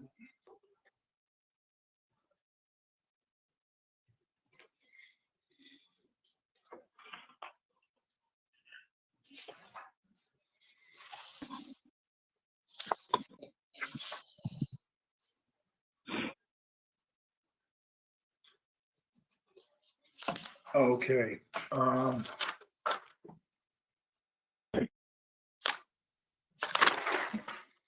So Pat, with regard to your salary and wage line item, more was expended in 2020 than was budgeted. And this year, you're basically back down to a little bit more than what was adopted in the budget in 2020. It's a 2.6% increase. Can you just, is that basically the contractual increases that are required? Yes, that is. Yes, that is. For 2021, and your table of organization doesn't go up at all. It's 24 last year, 24 this year. How many? I'm coming up with a few vacancies at this time. Do you know how? Do you know how? I presently have 3 vacant positions. Okay. And are they going to be filled in 2021? Yes, they will. Okay. Temporary help is listed at $100,000. Do you know how much of that was expended last year specifically? I'm sorry, that information's available here. That was 712, and that was based on obviously the election. It's back down to 100. You don't see that being any more than $100,000 in 2021? Well, like I said in my opening statement, I mean, we're going to try to be prudent to stay within budget, but as Ms. Bonessi had stated, we do not, I mean, with what we're going to be dealing with for the April, May, and June primary, you know, with vote by mail, and we don't know with registrations, I'm going to try my best to keep it within the budget line, but sometimes I really can't honestly. Well, I mean, that's the issue here, because last year we budgeted 1,537,000 and 2,152,000 was expended. And, you know, if something similar is going to happen in 2021, we're maybe not to the same degree, but if something's going to happen similar to that, that might drive your, or would drive your salaries and wages over the amounts that are recommended, something you really want to deal with now and let the board know, so that there's, you know, a possibility that it's going to go over. We can actually deal with it now.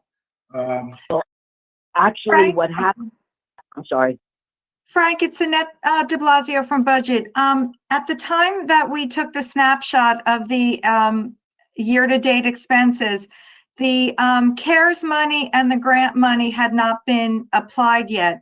So I will get you a true figure. It's not 712,000 for the temporary or overtime. I will certainly get that exact amount, because the CFO applied all of those funds to the elections by the time they closed out the year, which was sometime in January, after this report was run.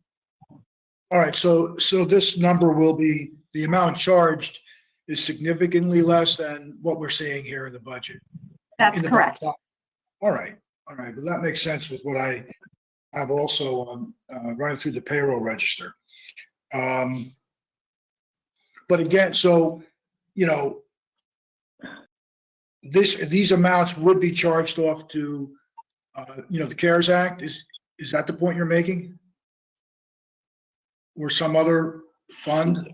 Yes, that is. It's the CARES Act, and there was a large grant that went to the election offices that also was in addition to the CARES Act. Okay, all right.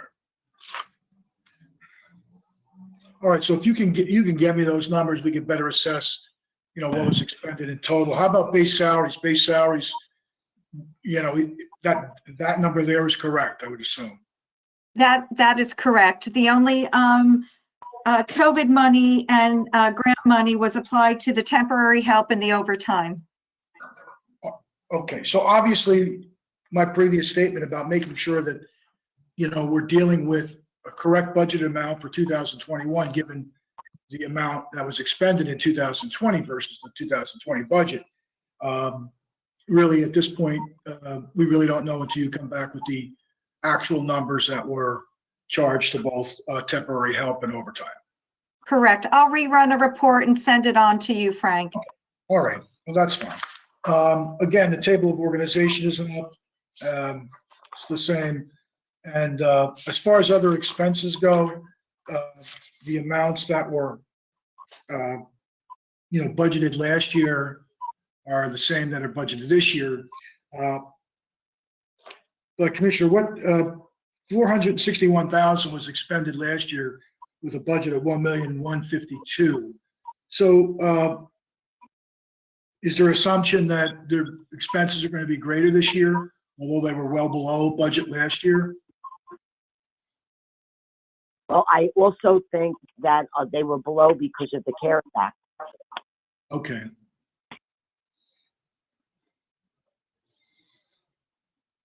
All right, so I'll look at that too with Annette, but all right, so suffice to say that, you know, basically, when we look at other than the temporary help and the overtime, the numbers reflect in salaries and wages just the contractual increases, and the expenses for the other expenses for your department are equal to what they were in 2020. There is no raise or no increase in those. So I'm assuming that the vacancies are going to be filled that you have? Yes. Yes. Okay. All right, I have no further questions. Thank you, Ms. Mango. Mr. President, Commissioner Cooper has joined the hearing. Thank you, Madam Clerk. Mr. Polavecchio. I don't have any questions, Mr. President. Commissioners. Commissioner Mr. Siebel. President, first of all, I want to congratulate Patty Spango, the former Commissioner of Registration, Superintendent of Elections, retired, and Patty has recently been named the acting Commissioner Superintendent, and I'm hoping that shortly the acting will be removed and she will become the Commissioner and Superintendent. And she knows the job well because she was the deputy and she worked very, very hard for all of us and for everyone in this past election. So congratulations, Patty, and I wish you the very best. I know you will do a wonderful job. Thank you. Thank you, Pat, so much. It is my honor. Thank you, It's Commissioner. our honor to have you. Thank you. Commissioners. Okay, I don't hear any no other comments. Thank you, Ms. Spango, for your dedication and your commitment. You're very welcome. Thank you to everyone, and everyone, please stay safe. Mr. Jackson. Thank you, Mr. President. Next up, Mr. Rivera, our register. He's also in tab 7. He's the first item under tab 7.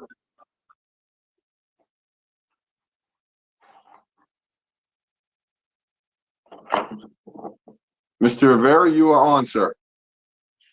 Okay. So first, I want to wish everyone a happy new year, a happy and healthy new year. Now that 2020 is over, my hopes is that we can get through this virus in 2021 safely and return to some type of normalcy later this year. Commissioner President Richardson and Vice President Pomaris, along with the other commissioners, congratulations on your being elected in your new term. Commissioner Gill, thank you for your service as president during your term. You guys have done an outstanding job.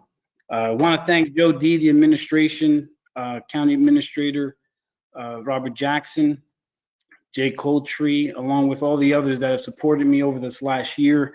It's been a tumultuous year, to say the least.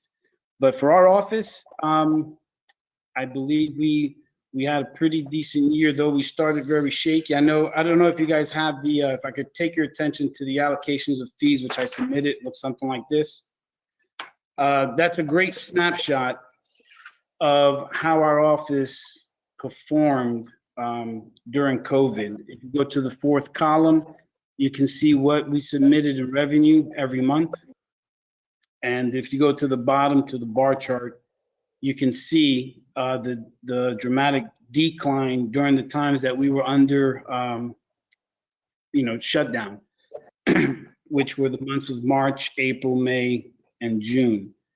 You can see the uptick in the summer of July as my staff started to return to work. And I'm happy to report that the rest of the year we were able to slightly outpace the revenue that from 2019, which was $13,495,000. And this year we finished off with $13,523,000 going up to the county. Though it's market-based type revenue, if my staff, which I have to really acknowledge them, you can see as they came back in July, there was an immediate impact in the increase of revenue because all that work had to get processed. So throughout the rest of the year, they did some significant work along. I have on my on the call now is Fernanda, who's our office manager, and our accountant, Kimberly. But along with them and my leadership team, they were really the true MVPs of 2020. You know, they showed a lot of perseverance, a lot of resilience in the face of adversity, and a lot of uncertainty, which we all felt that way. And they did it with the highest level of professionalism and safety. You know, safety came first. So with that being said, our budget, the request was a flat budget. Our staff is 28. We always request 29 because of the deputy, which that position hasn't been filled. And what I will say that changed within our office because of the coronavirus is that our initial, our submissions for e-filing increased dramatically. So we were able to work. Our office did not close. We were closed to the public. Our staff did do a work at home, and half the staff came to work, but we did not close. We were able to continuously conduct business throughout the year. With that being said, I'll take any questions or comments. Thank you, Mr. Rivera. Mr. McInerney.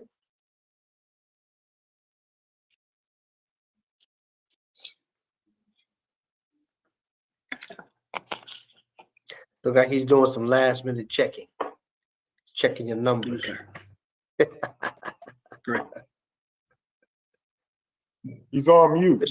Mr. McInerney, you're on mute, sir. Sorry about that. Yeah, I just wanted to, I gotta find where I do send numbers. Just give me a second.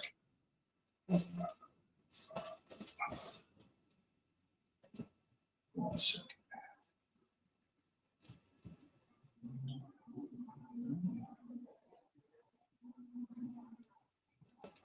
Okay. How many vacancies do you have at this point in time? We're currently about to fill 2, and then we have the the deputy, which that hasn't been filled yet. Okay.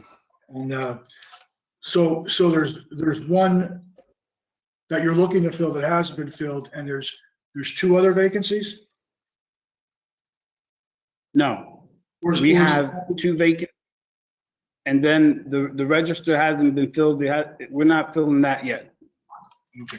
All right. There's one of the vacancies is from a recent termination that may not reflect. One of the vacancies is from a recent termination, which may not reflect. All right. I was looking at the first payroll. In the analysis of base salaries, there's increases for a merit range of 43,146. In addition to that, there's also what I've seen in other budgets as well, additional adjustments of 45,941. Can you just give us an indication of what the merit raises, how those are allocated, and then what is the additional 45,941 listed in the salary reconciliation? Yep, I'll have Kimberly Hatrack, who does our budget. She can address that.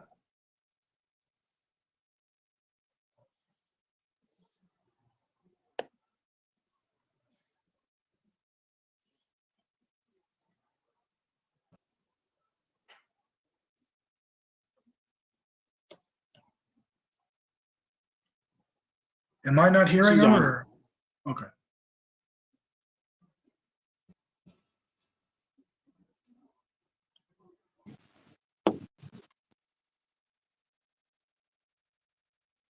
Yeah, Frank, none of us are hearing, actually. Frank, and Juan, I can jump in. Oh, I'm sorry. Okay, I'll let Kimberly. I was going to say, all of the increases are the union percentage increase and the regular increments. So nothing is, there's nothing new added in there. It's all increments and the contractual increments and the union increases. Okay, so it's the negotiated increase as well as the increments that make up the 7.5% increase. Yes, and then the union, I can't remember exactly offhand what the exact is, but the 2% for the union increase as well. Right, but Annette, can you address the annual adjustment? Is that part of that? The increments? Yeah, I think I'll have to go back and look at the registrar's portal and just make sure that Kimberly may have put in her 2.9%. At the time, that might have been the direction, and then later on we pulled it out. So I will definitely take a look at that. If that's the case, then that's pretty, we can isolate that, and then it is parked in another account for the 2.9%. At the time, we were going to handle the constitutional offices differently, Frank. So I just need to go back in and look at the portal. Okay, but so this 7.5% may be less because the 2.9 is elsewhere in the budget. That's correct. Kimberly was one of the first persons who uploaded to the budget portal. And at the time, then it gets locked down. So Kimberly was proactive and probably included it. And then budget decided that we were going to handle it the way we did the previous year. So would that actually reduce the amount recommended? It would, wouldn't it? It would, if that's what Kimberly uploaded and we are taking care of it elsewhere. We can pull that out, or it's all one big budget. We could leave it in there and they take care of their own 2.9% within their own budget, and it's not part of the county distribution. So it's the same, it's 6-to-1, it does the other. correct. Okay, it's either, if it's in there, it could stay in there and you'll be a little bit over on a little bit under budget on the appropriation that you have for the aggregate amount of those contractual increases. That's correct. Again, Kimberly was the first one to lock down her budget. Okay. So I guess what drove that question was the size of the increase. And Yep. again, the amount of additional adjustments. Other than that, there's the same amount is listed and for 2021 other expenses, as well as 2022, and it was very close to what was actually anticipated in that year. And you know, as far as the revenues go, I mean, the revenues again were pretty much right on, you know, right on target with what was anticipated. Is there any feeling for where those revenues will be in 2021? Will they be consistent with the prior year's collections? I would say we would be consistent. Again, it's market driven, and how 2020 went, it was extremely unpredictable. So we're happy where we're at, but I think we will remain consistent. Yeah, I mean, we're anticipating the same amount in 21 that we anticipated in 20. So as long as that's achievable, that's fine. Other than that, Mr. President, I'll wait to hear back from Annette with regard to the increase in the salaries and wages, but I don't have any other questions. Thank you, Mr. McInerney. Mr. Polavecchio, No questions for me, sir. Commissioner Stevo. Yes, I have something to say. You hang around long enough, you get to know a lot of people. I've known Juan for maybe 30 years, probably, and I'm so happy that he took over this department because he's got the ability to really do a great job running that department. When he first got there, it needed a lot of work, and he's done really an astronomical job in straightening out that department. So Juan, congratulations on doing such a great job. And everybody should know that Juan has twins and they turned 13 yesterday. So we all should congratulate him. Thanks, Juan. Thank you. Mr. Frank, Vice President? I'm sorry, Frank, it's Annette de Blasio again. I just opened up the portal and indeed that adjustment was $45,941 as the 2.9 contractual increase. So it's in the registrar's office, so we won't need to tap into the county budget. Frank, you're on mute. Thank you, Annette. Okay. Mr. Vice President. Thank you, Mr. President. Regarding Commissioner Siebel's comments about Mr. Rivera, it should come as no surprise. He's a prep guy after all, and so is Mr. Parlavecchio. So we would expect nothing but the best. And to his team, congratulations on a job well done. Again, terrible year for a lot of things, and everyone here made the best of it and had very good and strong reports. So thank you for that, Mr. Rivera, and to your team.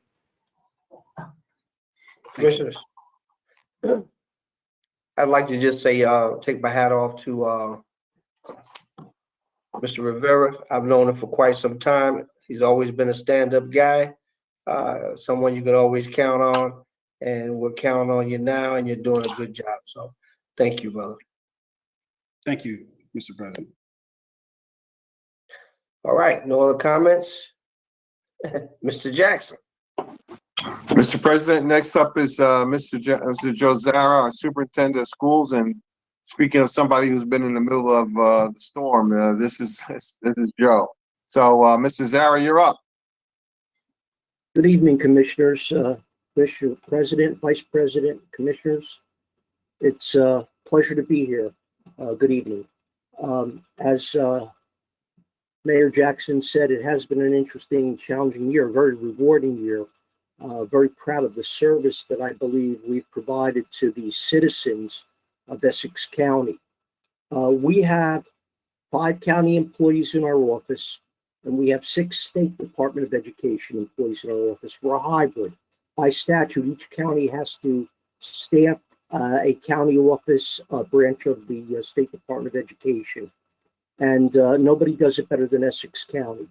I like to believe that we've expanded the role of the traditional county office with more outreach, more interaction, more services for parents. One of the things that we realized this year was an awful lot of communication from stakeholders, mainly because schools were closed. So if there was a problem with the child, with registration, with any number of issues, and notes who were similar, they would reach out to our office and we would intervene to try to speed the process for whatever it was, or intervene on behalf of the parent or student.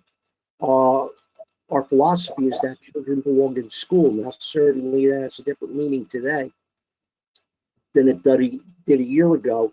But even registering students to get involved in a hybrid situation, a remote learning situation, whatever it was, that was one of the things that really consumed a lot of our time. We seem to move away from the statutory requirements in many respects. For example, QSAC, where we go in and investigate and examine schools, and all of the areas of their operation has been postponed because of COVID. But our interaction with communities has expanded greatly. Our budget is $337,000, and that's salaries and benefits. Our total expense budget is $8,000. And as I said, we are a hybrid. We represent the State Department of Education in Essex County. But I'm proud to say that people call us the Essex County office. And Joe, if I could just interrupt you for a second, I should have said tab 14. He's on tab 14. Sorry about that. And so I'm very proud, and our office is very proud to be a small part of this dynamic leadership team. And my whole life has been in Essex County, grew up in Belleville and lived and worked in Nutley for 30 years. But to witness the COVID testing, the food drives, the outreach, and now the vaccinations, it's incredible. And I said today on our conference call, our Thursday conference call, that I received a call from a woman who was my English teacher in high school, who was raving about Essex County and COVID and how it's being addressed, because unfortunately she moved out of Essex County, is in Passaic County, and regrets it greatly. I'm very proud of our staff. I'm very proud of working with the superintendents in Essex County, who really have the challenge of a career, the challenge of a lifetime, as do parents, as do students. We're hoping that as we get to February, that schools are opened in some fashion, as the vaccine becomes more readily available, that we get healthier as a nation physically and reduce the number, that we get back to normal. Some people say that we will never be back to normal, but certainly we're hopeful. And I will tell you, the county executive, chief of staff, Elijah, Maya Lordo, Robert Jackson, they've been so, as all of you have been so supportive of our mission. And many times you do direct people to our office because they call you, they don't know where to go. And we're very happy to assist you in any way. I'd be happy to answer any questions if there are any. Thank you, Mr. Zara. Mr. McInerney. Thank you very much. As usually I don't ask Mr. Zara any questions. The budget is so small, but I do have one. Last year we budgeted $264,000, $328,000 was charged. What was the reason for that number being greater than what was budgeted? We had 2 vacancies for several years, and we brought one individual in. So we filled one vacancy, but the other one will remain open. Okay, so how many are board now? 5? Yes, 5. Okay, all right. When I came on board some years ago, we had 6. We're down to 4. We're back up to 5. Okay, all right. But so the 2020 budget did not have the same amount of positions, or you did not budget for the full 5 positions? I don't believe it was fully budgeted. Okay, you're fair enough. And again, your other expenses don't change, and you do spend roughly $8,000 a year. So other than, I really don't have any other questions for Mr. Zara. Thank you. Thank you, Mr. McInerney. Commissioner Sebo. Thank you. education is really important to me. I taught for 30 years at West Orange High School.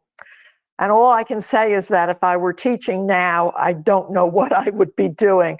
But I've had a conversation that I think is really important in terms of the near future. The mayor of Livingston is a doctor, and he called me about this. J&J is working on a vaccine which will be 1 dose, and that will be it. And apparently it's going to be approved soon. And he thinks it would be great if the teachers would be first in line to get that vaccine.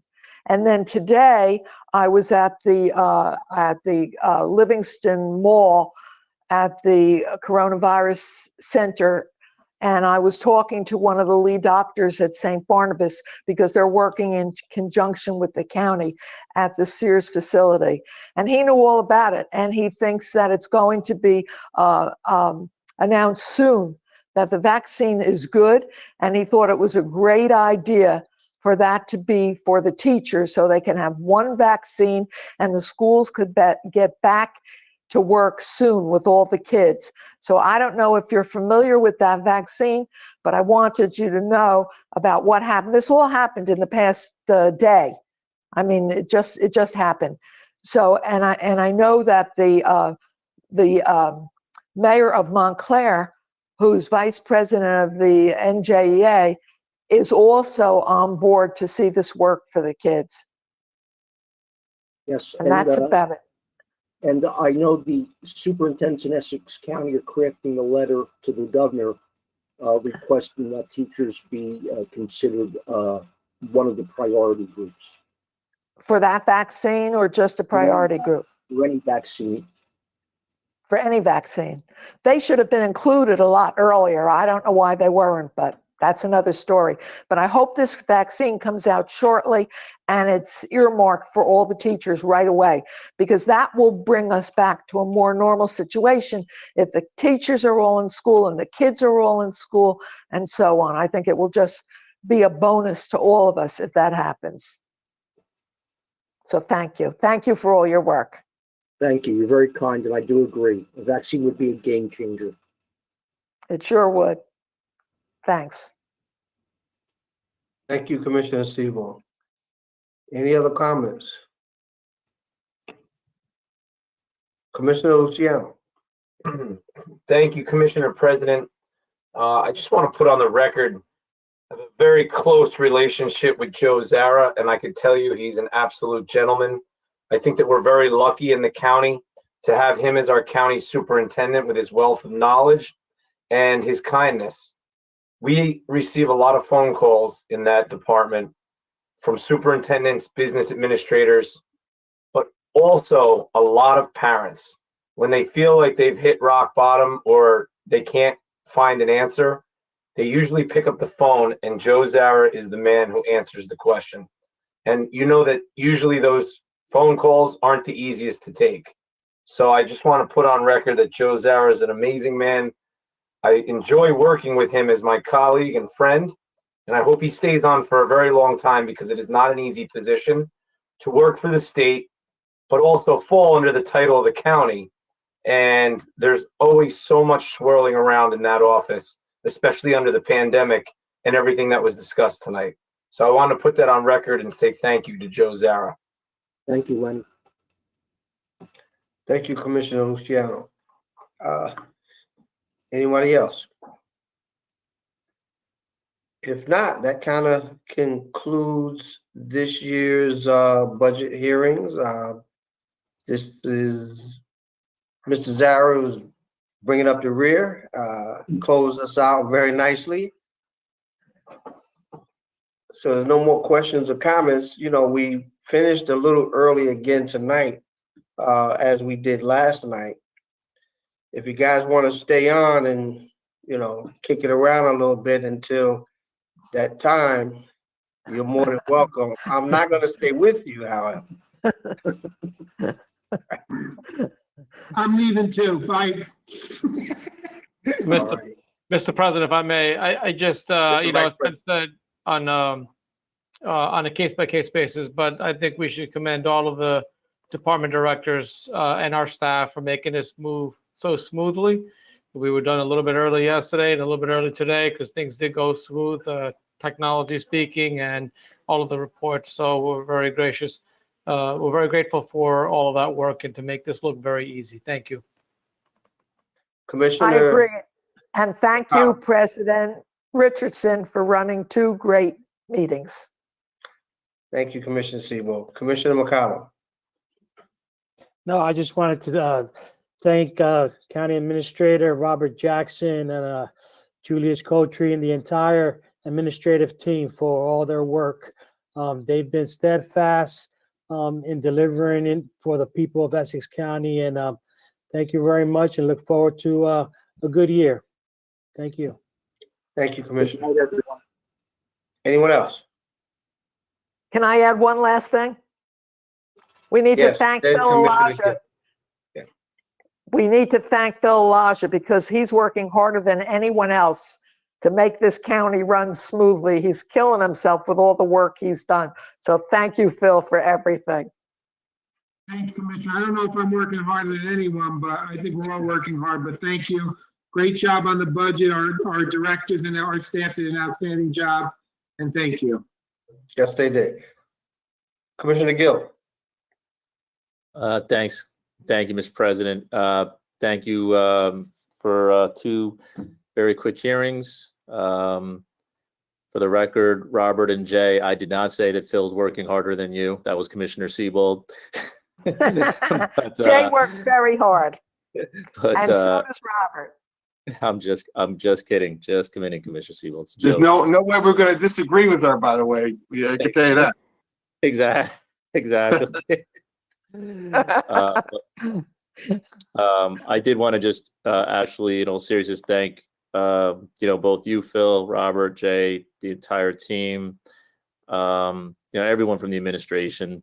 We can't thank you enough just for the leadership and the job that you have done, that we've all been proud to be a part of. But day in and day out, it's been really something to watch. And I can say that I don't come across anyone who doesn't think that this county is not doing everything it can to meet this challenge right now. And that's impressive. So you hear about it when things don't go right. So I think it's important that that you hear when they do.